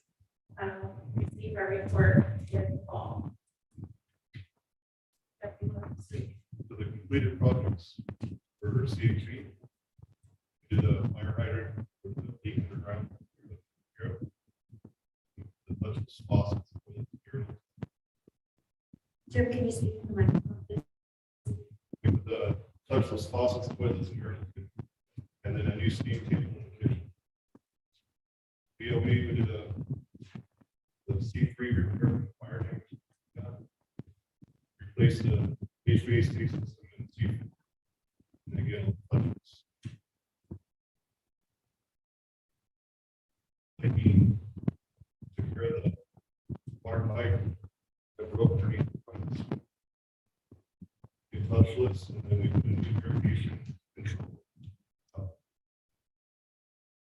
From high school, we put a new HVAC system in the nurse's office, student resource offices.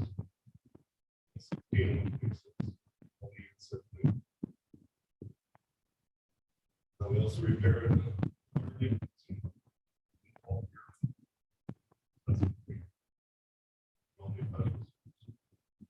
I wanted to add some of these items too on these last 3 years. We are able to utilize some COVID funding for these reasons, like the touchless system. So, COVID cares, especially to the nurses, room in some of the classrooms, because when they didn't have any system or any upgrade or repair with the improvement in air quality. So we were able to utilize some COVID funds.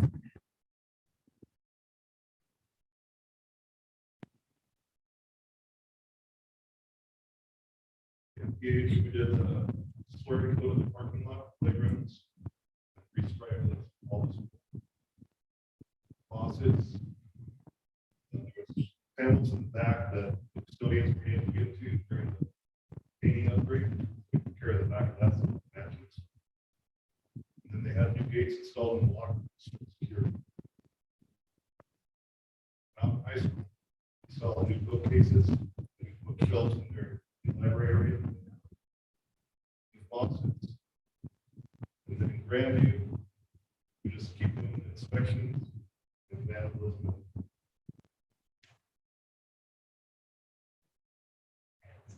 Okay, and then we also continue to provide elevator servicing and annual permit. Jim takes care of that, along with fire inspections, including for annual certification of our extinguishers, fire alarm, annual testing, certification, meeting with contractors if needed. Did purchase one new water crew, appreciated the new salt spreader, remote control irrigation boxes for the district wide. We did asphalt in the maintenance and transportation yard. Nice. And I don't think in the last 30 years has been any repairs to that asphalt. So it really addresses safety concerns. We're allowed to install also a new gate in that area, jumping a little bit. So, which the bus drivers, especially when we call that a field trip, a lot easier. The gate a lot of times is snow. Not being able to practice. And so I want to secure during the winter months. And it's able to move in the snow.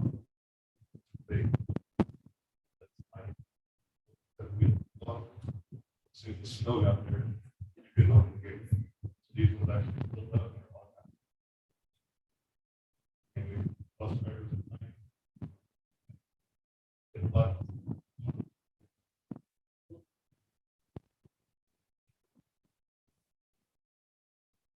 This is exciting. Yeah. It's gonna be great. It's gonna be great. We're in DSA right now. Both of the school boards. The one basketball is both those of you.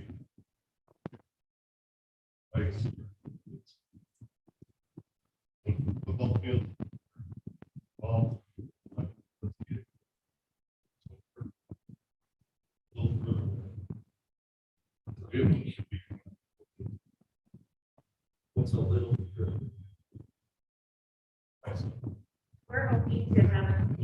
our graduation. So noticing the advertisers in the, will that be something in the revenue stream? Yes, instead of develop some instrument working with a company on now, they'll over a curriculum, to running the program, so we're more going to be able to, really probably bring some much needed assistance for the extracurricular activities, especially as general fund dollars shrink, in that area. So we need to, and there's some work policy that need to, before doing that, I think it's pretty up to date last, but we'll double check before we enter into any type of, agreement. So, and I just wanted to highlight that so far today out of general fund, we've only spent over $20,000. I mean, it's a lot of stuff we spent, it's fine, but as far as writing the check, so what we're getting for what we have paid so far is really exciting because we're really getting, $275,000 plus. And this is the only impact it's been to the general fund to date. Definitely wanted, I think that would be fantastic. You do. It'll be fun. People can just like, college graduation, they can see her summer doctor walking across graduation, or it's a replay. That'd be fun.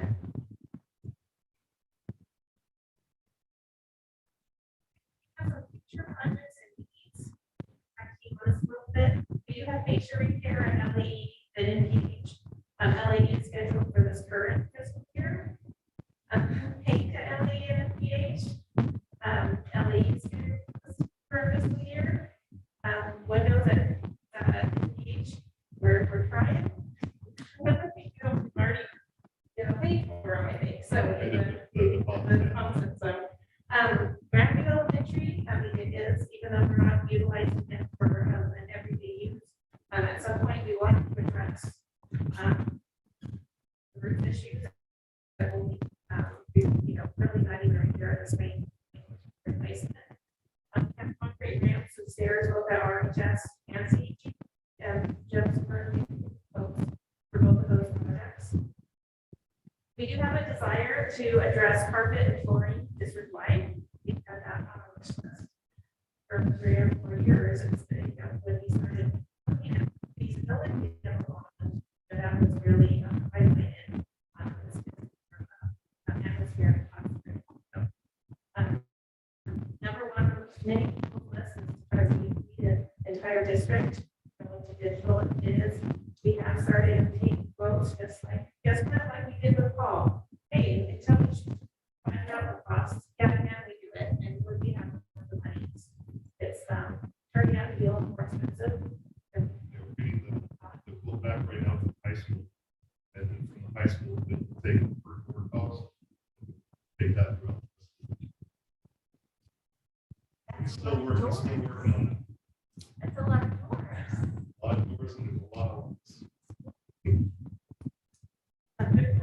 There's a need for furniture upgrades and classroom renovations and continued HVAC upgrades, which we just talked about.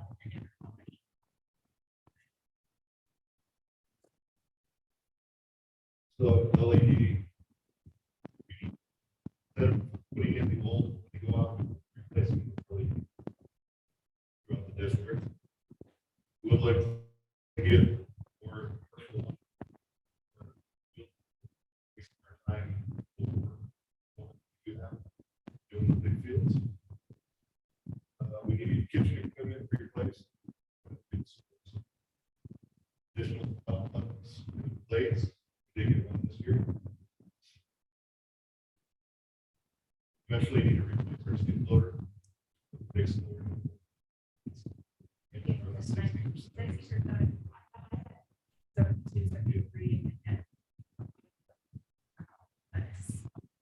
Continue work for formal preventative full use of school personnel.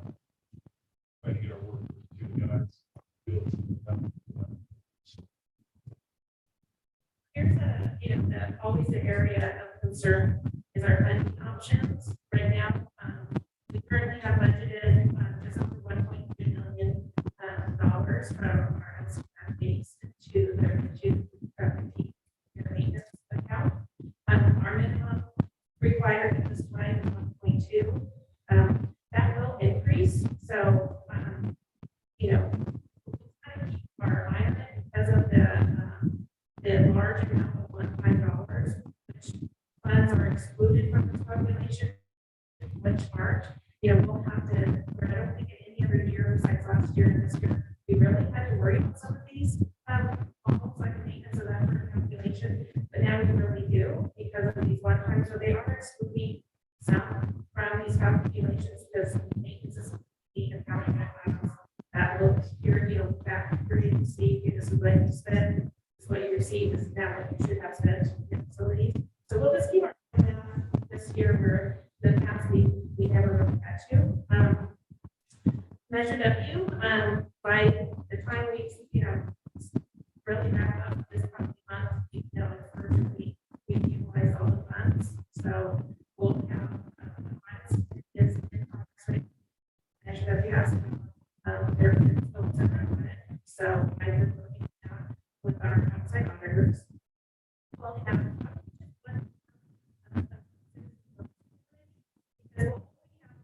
one or two transactions that in the fiscal year. So I have to get legal opinion on it.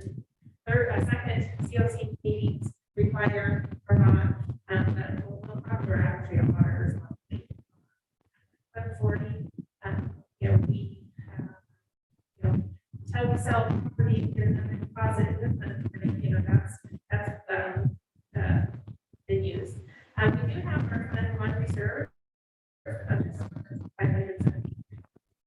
We do have 222,000. It's not GPA that we have into. It gets $30,000 a year deposit to it.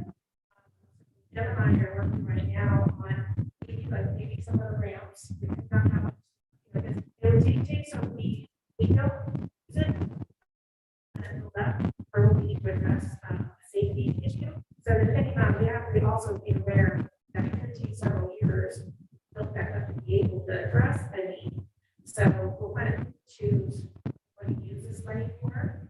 And then in our developer fees, we have this over $500,000 there. And developer fees, just utilizing some of that for the things right now.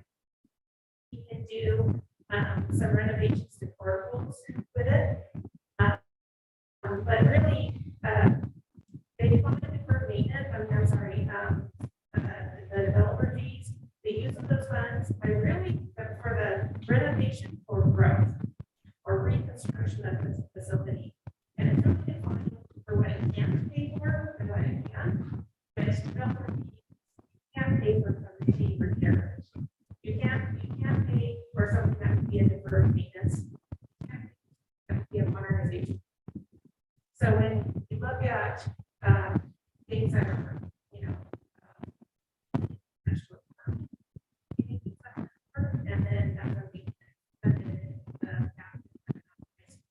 then if you look at the list of the equity, you're bringing maybe one school up to where you know, kind of things like that. Now, there. We are in the process of a development justification study. A couple months with our vendor, they had every agency having turnover right now. So we have kind of lots that we will be assigned to with their turnover, but they're working on it. I have a meeting next week. Finish up that process.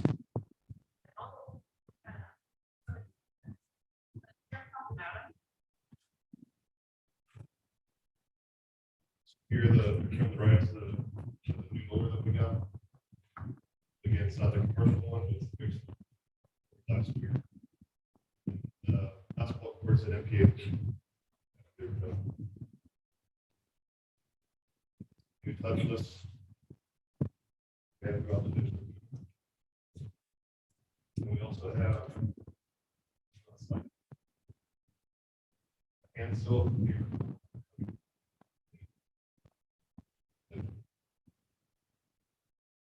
the MPH on the backside, picture of BOE that we paint. I mean, picture doesn't do it justice. It's really nice.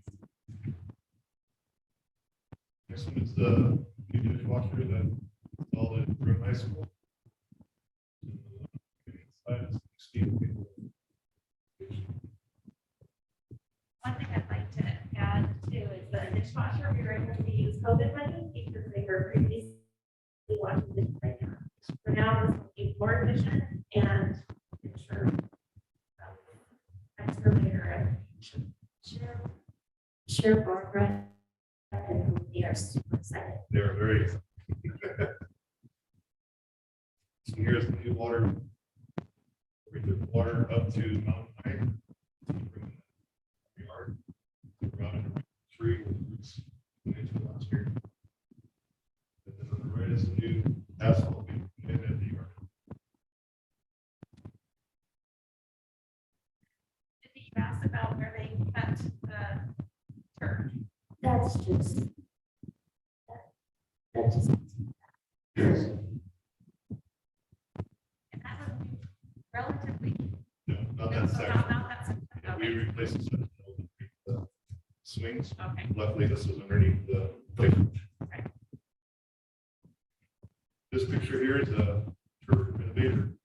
So on a wish list. This is our wishes to try to even our fields district wide. We had a demo guy come out. That's our tractor. And it renovates, aerates, flattens.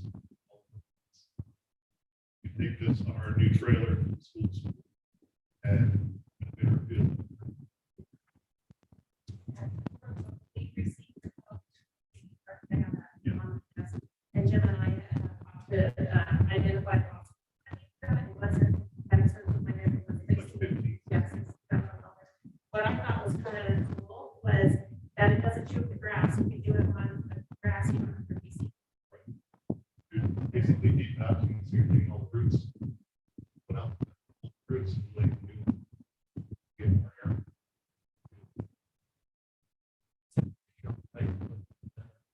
That right there is the baseball field. That's where we down the baseball field.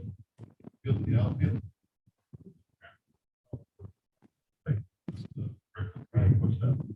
So it works there. We did take it around the whole infield now. It flattened out and That would help with injury prevention then too. yes. Gauge, LE, for free. We keep demo it there. Yeah, taking- You don't mind. Just keep demoing it. Yes. You just need to see that.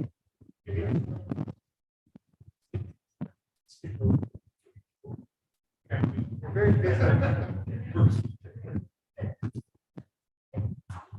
Any questions?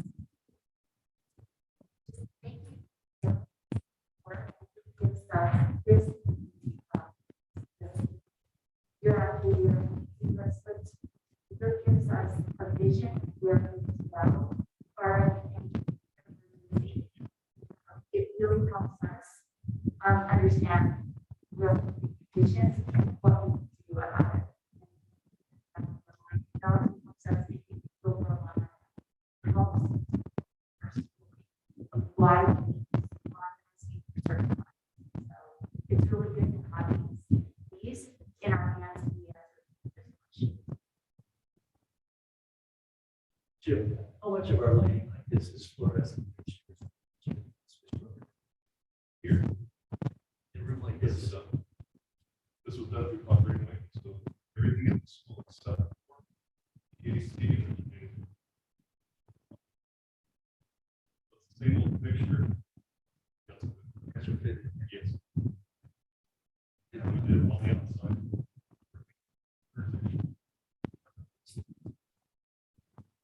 As they will. So we have an outside line, go out. And we'll replace it.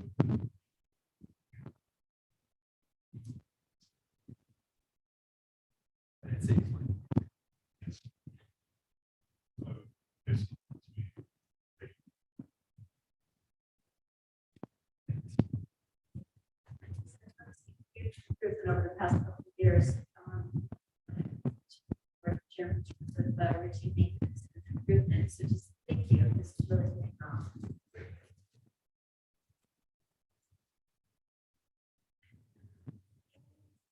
10.5 budget and enrollment report. Jenny, this is official. I'm just gonna camp out up here tonight. So I don't have another PowerPoint for you. I have just a quick budget and implement update. We gave a pretty lengthy last meeting. It was our closing report and on the actuals. I just have a couple handouts for you. It's in your folder. But just quickly, enrollment is currently at 2,902. So we've gone down a little bit. That's every records drops that it shows is what I expect. We are hearing, for this enrolling, right here and there. And so although we are still technically in decline over last year, we are above, we are an increase to what we budgeted. So we budgeted a larger decline than we had for sure. And we also had that influx, we talked about this several times, of kindergarten and first grade, especially at DOE. So we had wild growth everywhere. We did see growth at low school, larger numbers than across the district. As we're going to really have to look at enrollment this year. And because it's just, this is our unknown year. We've been pretty spotty with our trends. For year, for the last 20 years, we've had a very, except for some blips here and there, we've had a pretty consistent mid-year decline, and we've had a pretty consistent summer decline. We didn't have a ton of surprises, and this year, we had growth. And then I think right now with COVID, there's just so many unknowns and things politically. So having that impact our movement. I read a report today that California has a pretty significant decline in enrollment. There was pretty much every county, there are 10 or 12 of those counties that had growth. So overall, California still had a decline, although our individual district, has so we'll take that where we can take every positive we can get. Our ADA is currently at 2,623.26. That is currently a 90% ADA ratio, and that's quite significant. This will be for next year. Now, although we've had growth over budgeted, our growth hasn't been large enough to be paid on this year's ADA. We are still going to be paid on the prior year, which our prior year is technically 1920 because of the whole harmless. So compared to if we had a regular non-COVID year, it might have worked out to this year would be even, but we're definitely still paid on the prior year. So our revenue this year is not impacted by the growth of students. It's probably negatively impacted just slightly because we had a higher to accommodate those students in the funding next year. So, and then we will have a higher pace and then project on. So it carries future benefit. Hopefully you can see the benefit this fiscal year. We're still paid on a higher current prior year ADA or prior year ADA that you're going to see this year. Last year, 2021, we saw a larger draw in enrollment than what we had budgeted or what we anticipated. And this year we're seeing higher. If you were to take a look back from a couple of years ago, have you had a chance to see whether this year, 2021, 2022, is actually in line with what we anticipated our numbers? That's what I found. Yeah. So that'll be dust levels. Yeah. So yeah, okay, where did we think we're going to be? We have demographics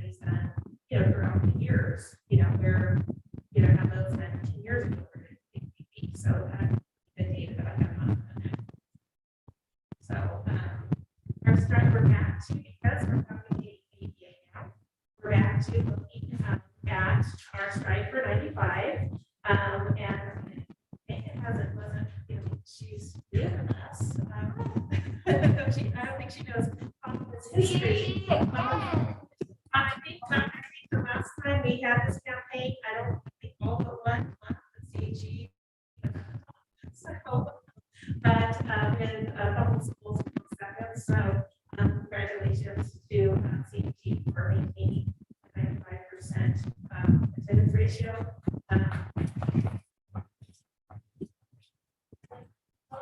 Very close second at 93%, and then we are struggling at our other schools, and you can see on the graph, we're having 89 instead of 90. So overall, that is creating, district-wide 90, it's bouncing between 89 and 90% attendance rate. So we definitely want to pay attention to that and advocate any way we can to whoever will listen that the governor and our legislatures, add some type of harmless to districts based on low ADA rates. We are absolutely alone. This week at a financial managers meeting, I was talking about this, they were discussing it, and one district shared the real that their budget will probably go from positive to a qualified budget just on the ADA rate and their financial impact. It's hard to offer harmless, at least for students that have been exposed to group. There's been a relaxation that's but not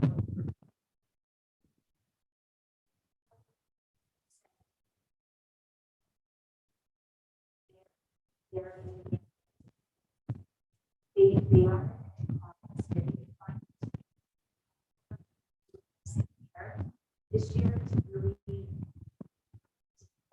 it's 6% more.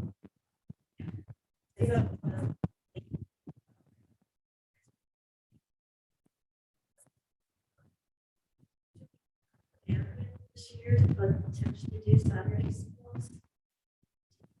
They got for idea. Right now, our teachers are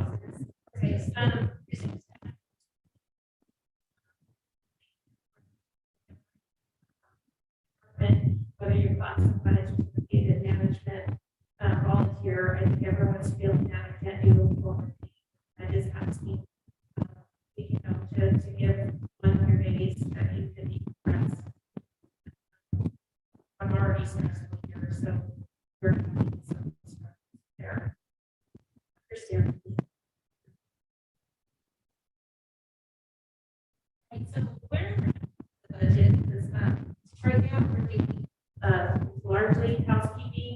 The bulk of the budget, the most material aspect was recalculating our total LCFF based on the supply budget, based on our new enrollment. And we're then starting to work on those multi-year projections that are really finalized at this point, kind of first in December.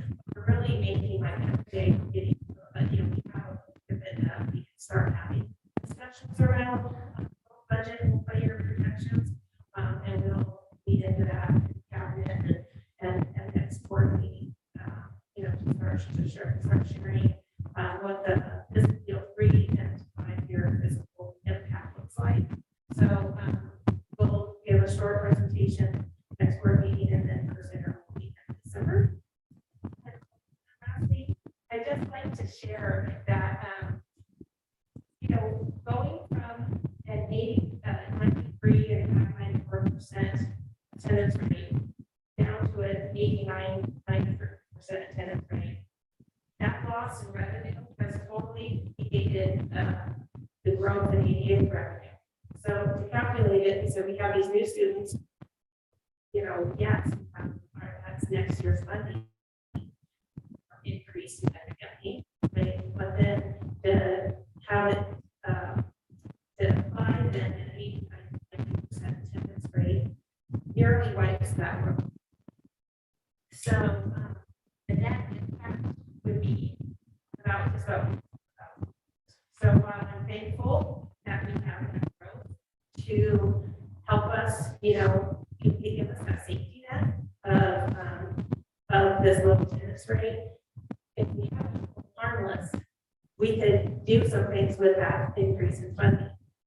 So, I mean, that's where I think the conversation needs to, to continue. We'll just have to monitor enrollment very, very closely this year.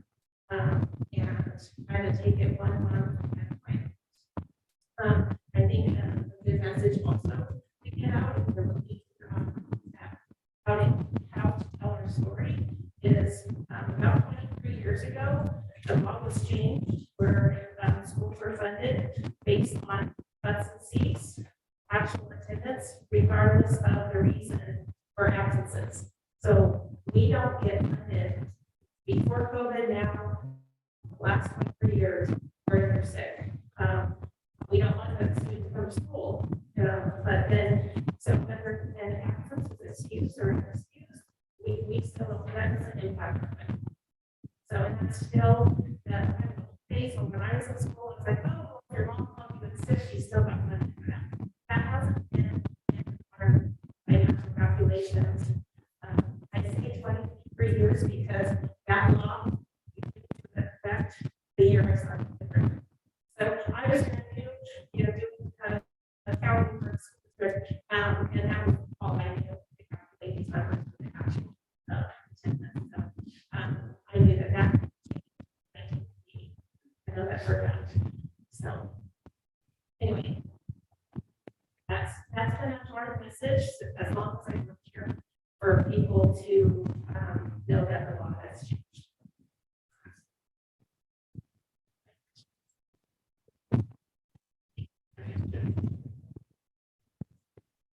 We set a correction 10.6 legislative update report. Trustee Gardner. He's going to during the federal policy update. Big thing is that in President Biden's proposed budget, school terminal special education was going to be over the course of 10 years and 45 it's 40% costs. So that's going to be little thing down to basically levels of just continual levels. But the hope is on special education is to have Congress, the legislation come to the rescue in special education. So we have that discussion at our last meeting legislative state federal government. There will be a support money to keep special education in exactly the reason because special education is not going to get any kind of increase. So that was kind of just don't have a ton of legislative bill because there are right now legislators are out so later in the year, first of the year, and then there'll be a ton of budgets that are introduced in January until the deadline in February. So Santa Senator, State Senator Connie Lira, we had a talking points, and one of them was ADA versus enrollment, and we talked about the need to look back to funding. We still have to open an entire school when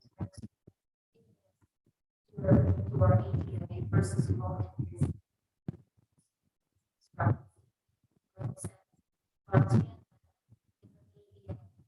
is lower than their projection that they use their benchmark. So it's becoming a real problem. That we need to change the formula so that based on enrollment numbers. We also talked to her about base funding. Jordan will be super happy about that. We're always increasing base LCLF. She's heard that lesson over and over again. But that's okay. The great part of the conversation, guys, is Senator Clayton's one of her big agenda items for next year is working on transportation. She wants to work on funding transportation giving it a COLA every year because in the talks that I sent you guys, you'll see the county one that transportation, basically through the county, $414 million, and then it's going to go up again to $422 million next year, and transportation for us is essential. Silver Valley is another district. There's so many districts that literally rely on transportation to get kids to school. So transportation, she's excited about trying to work and eliminate that bar on that front. That's what she said. So that was kind of great to hear. We transitioned in from that conversation into our stand-ups meeting ones, the legislative platform, the state one. We are adding transportation in the platform because we're talking about it with our state legislators, but it wasn't in the platform we could leave behind. So there was a disconnect in the conversation between the conversation we're having with our legislators and the platform we leave behind give to them. So that's going to be corrected, which is kind of exciting for us. I'm not sure about anybody else, but I was super excited. A current concerning thing is, Derek, I was like freaking out over this, is the fact that West Valley SELPA,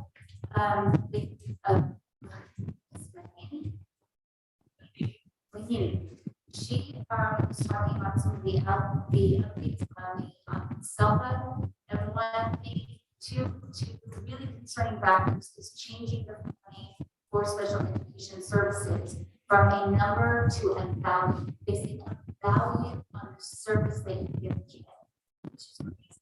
Which will move money from big time from one district to another. And that some of the services that you automatically get in your special education money, you will have to apply for. It's not automatic anymore. It's like, it's crazy what they're suggesting. And it will completely change the distribution of the money of special education in the state, which is concerning. She said that they tried value funding in the past, we just did not work. The other thing is getting rid of solids. That's the other thing that's being talked about, is getting rid of the SELPAs, giving the money directly to the school districts, and the school districts then have to do it on their own. And I told the story before after I spoke to Michelle and to Derek. Our SELPA, East Valley SELPA, it has been so essential for our district in helping us avoid due process, helping us through due process, getting us in compliance when we were out of compliance and we thought we were going to be on the naughty list forever. And between Derek and our SELPA, having that get us back into compliance, they sent people up per Michelle's request to do education for our county. They provide all these services for us, a smaller district, and to get rid of our SELPA, it just, my understanding is you can opt out at any time. That leaves districts that are local like us, our district is not going to work and share those resources. So we talked about this because people are trying themselves. It's huge. I mean, we just want to be our own self. There's no, we don't have this now. It's crazy. So that was so if you guys talk about it, just talk about yourself because that's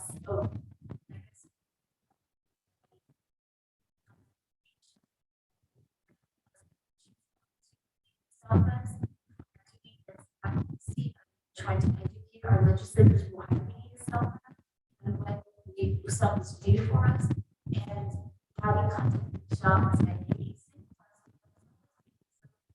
would you guys be on a video?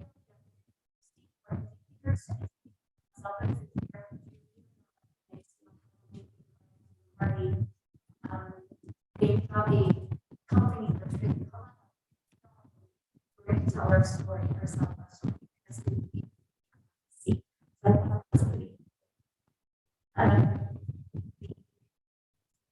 Last thing, the vaccine mandate. So anybody who is opposed to the vaccine and doesn't want to have it, blah, blah, blah.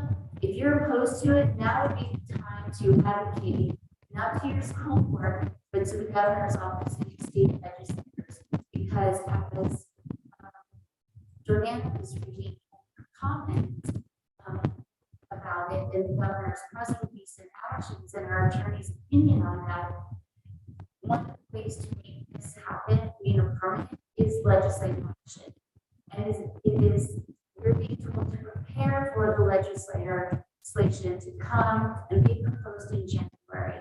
That would then be restricted, that the personal belief and the religious exceptions would go away, just be very stringent ethical exceptions. So we in our parents and employees to feel firmly about not vaccinating, to contact the governor, contact the member and our state senator, and advocate and say this and be proactive, because this is probably going to be brought forth in legislation in January.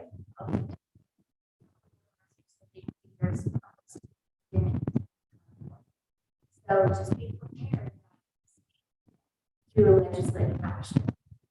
And I think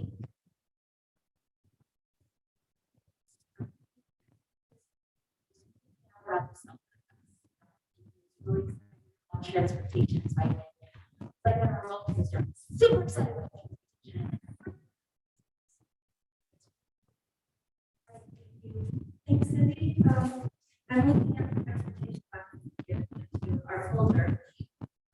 This exciting data from last year's funding grant received 25% of our transportation costs.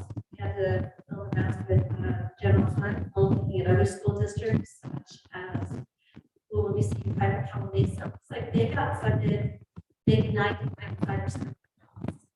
So I'm looking at different school districts that are in San Bernardino that are receiving probably more typically 70, 80, 90% of their costs.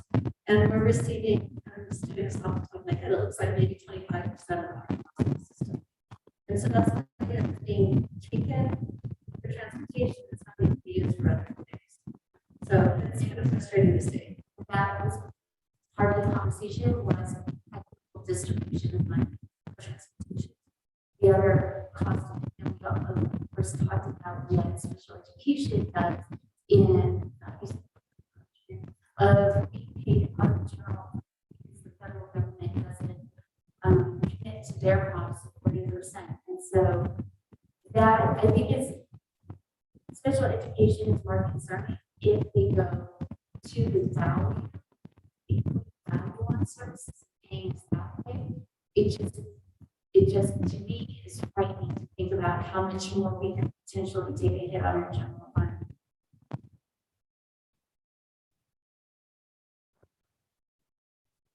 Transportation fee as well. Some of these districts, because their 1920 funding is negative. But yeah, I don't know. I really don't. We didn't go into specifics of every single school district. Just know that it was interesting because I thought that transportation should really be a fully funded program. It's all free to fully fund programs unless you have staff that it's meaningless and well, if we have fully funded transportation, we can do so much more. If we to supplement state, basically for other districts in the Solar Valley, I'm not sure about the they do that. We do rely on transportation. We have to use it. But Karen Grace, that literally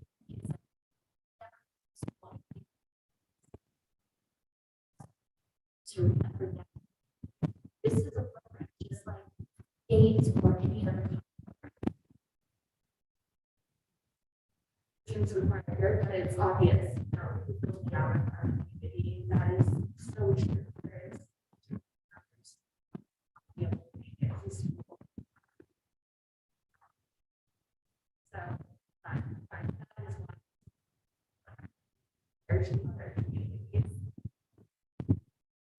So all of them, we're not going to there's a lot of conversation happening and more meetings are being scheduled for stand-ups with our state legislators.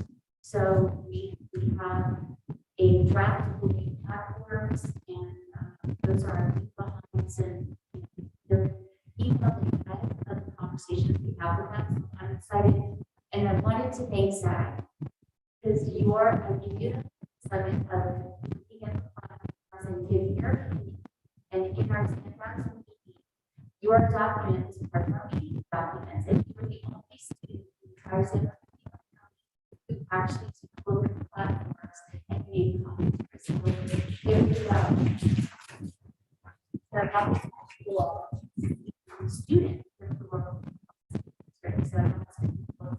so and I took that our discussion on we wanted continue their funding, special education, social emotional, and the stuff resilience, building resiliency, which are great. Really like that part of the SEL. And so we give them props for that. Now, Thank you, Cindy. Okay, 11.0, action calendar. 11.1, superintendent approval to revise the attached board policies and administrative regulations to our policies and procedures. The revisions were provided by the California School Boards Association. Fiscal impact none. Cindy? Is that no? Joy? Any discussion? Calling for the vote. All in favor? All opposed? Motion passes unanimously.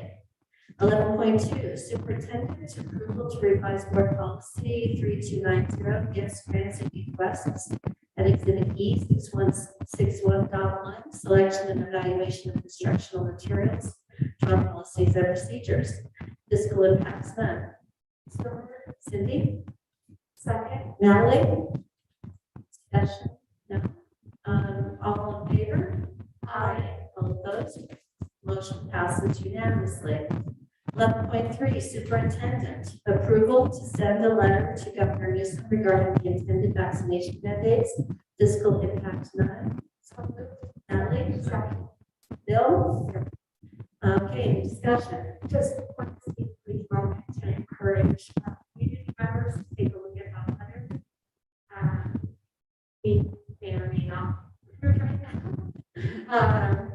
And let them know, you know, the intention of writing it is to hear them, hear their concerns.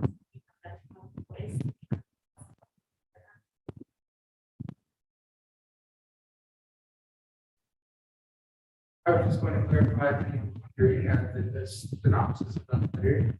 It's to ask the government to keep testing, weekly testing as an option for those individuals not vaccinated. It's a safe alternative to helping school in person 5 days a week. We also have some government told us 88 testing these exist. So again, it's no matter what you believe, but I think it's very evident and clear that this community would suffer if testing and it was removed and there was a vaccine mandate. I know that this would be in this district, it would have a negative net impact on the district. So that's what the letter is. It's asking to continue to offer a vaccine or testing type option and to not hold our district financially responsible should the testing mandate go away. So I'd like to just, if anybody does want to look at that letter, they can go onto the board's section of the district website and click on the agenda. You can go to that digital copy. And on the other pages 74 and 75, that includes the draft that we put together. I'm glad that we're doing something.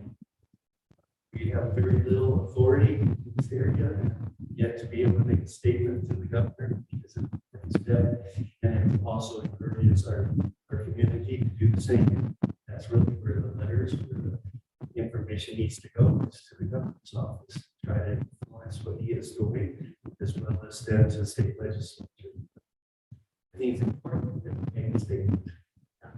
I don't wish to make any kind of edits to the letter before we vote on it. One thing that I regretted not thinking about earlier was potentially addressing testing, also be valid in terms of a way around being able to vaccination. I think with regards to the way this, we have a chance to vote on it. Now, you're gonna say something? No, I was just saying as a potential exception. Right, exactly. I don't think it would be foolish at this point to try and edit it, start the process again. It will be, have at least as far as I'm going to say something. Yeah. If you vote on this, I'm sure that. Okay, so ready for the vote? Okay, all in favor? All opposed? The motion passes unanimously. 11.4, personnel services. Approval of the personnel page, fiscal impact is budgeted. Do I have a motion? So moved. Cindy, second. Second. Yeah, see Jordan. I just want to make a comment that I'm speaking. Because my husband is on this page.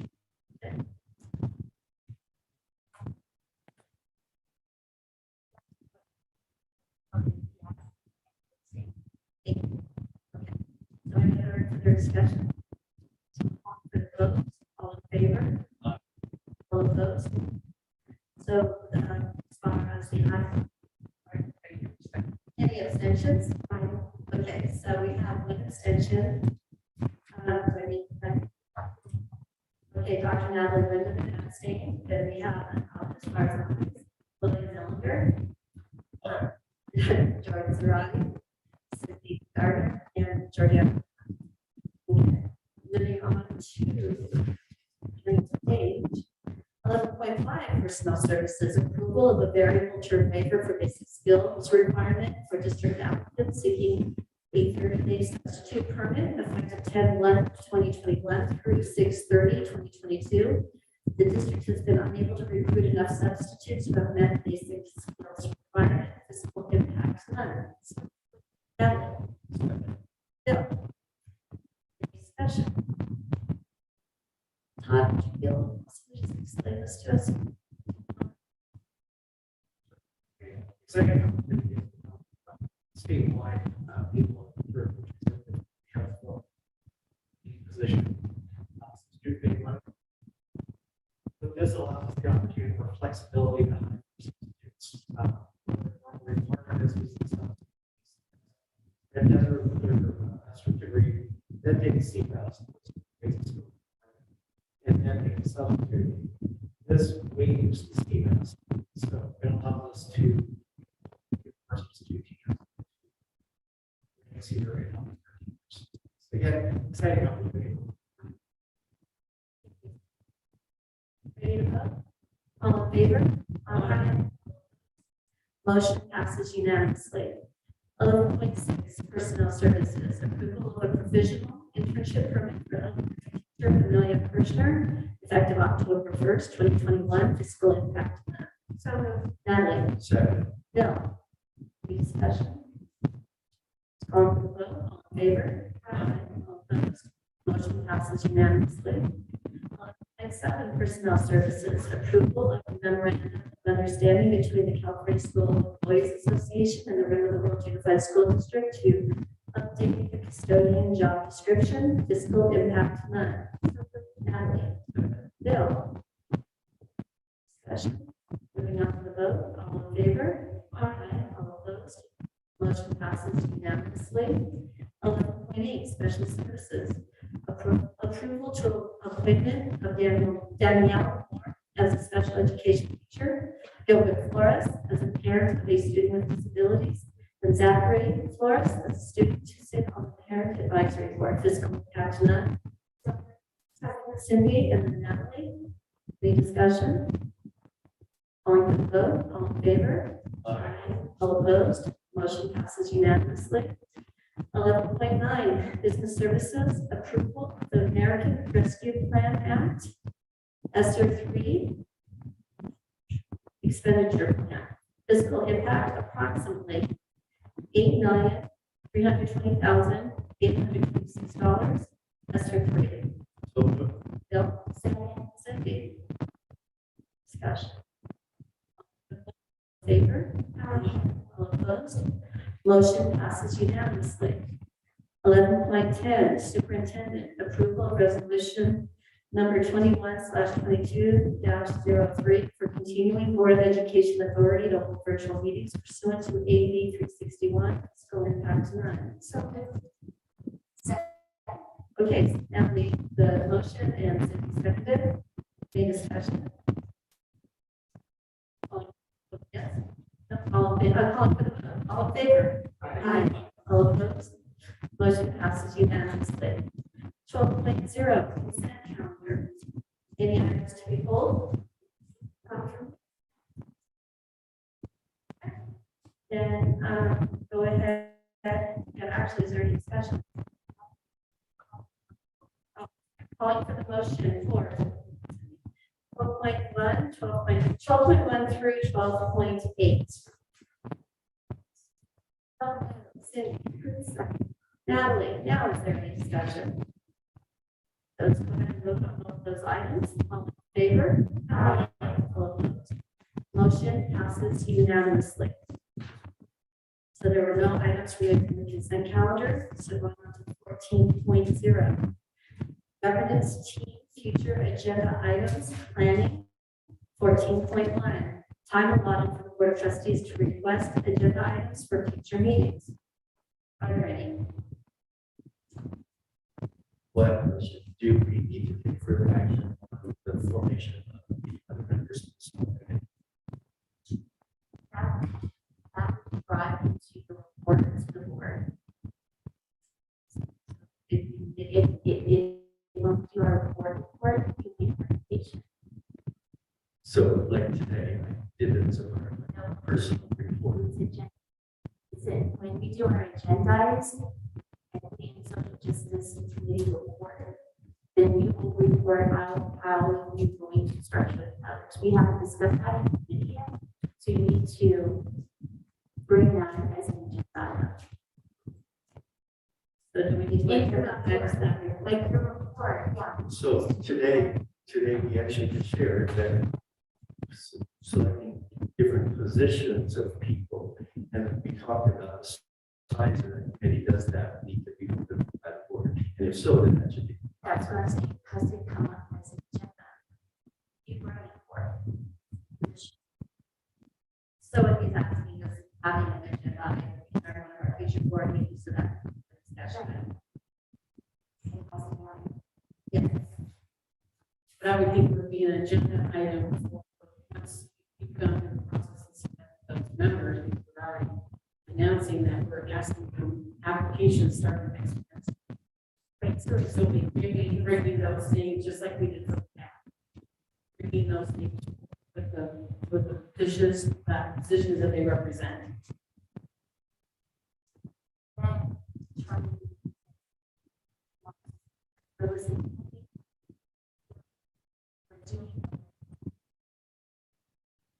Talk about setting up some. So it doesn't have to be at this time that's there, it'll be more the committee requests from for that particular. I would say that would all come in the December meeting, right? He's the facilitator that we choose. Right. And just for all of our knowledge, but those, when we're preparing our agenda, you're preparing our agenda for that meeting, who does you communicate to? This is who I'm done. So as it gets closer, you identify who the people are, and it will show up. Because our first meeting will be in January. And I would say December. I will to interview for your said yes of application process. Request, and I don't have a particular meeting in mind, but just updates from 8 and in terms of their activities. We will be getting those weekly starting. Fantastic. That's the point. Correct. Okay. So, 0, future meeting dates, regular board meeting, November 18th, 2021 at 5:30 p.m. Location to be determined. And then regular board meeting, December 14th, 2021 at 5:30 p.m. again to be determined. For California state mandate, masks are required to be worn properly by fully covered your nose and mouth on all health campus as well indoors as part of those meetings. Stated that way in case, because of the resolution that we just adopted, in case we need to move to a virtual meeting. So our next meeting will be here in the room. Okay. 16.0, recess to closed session if necessary, and it is necessary.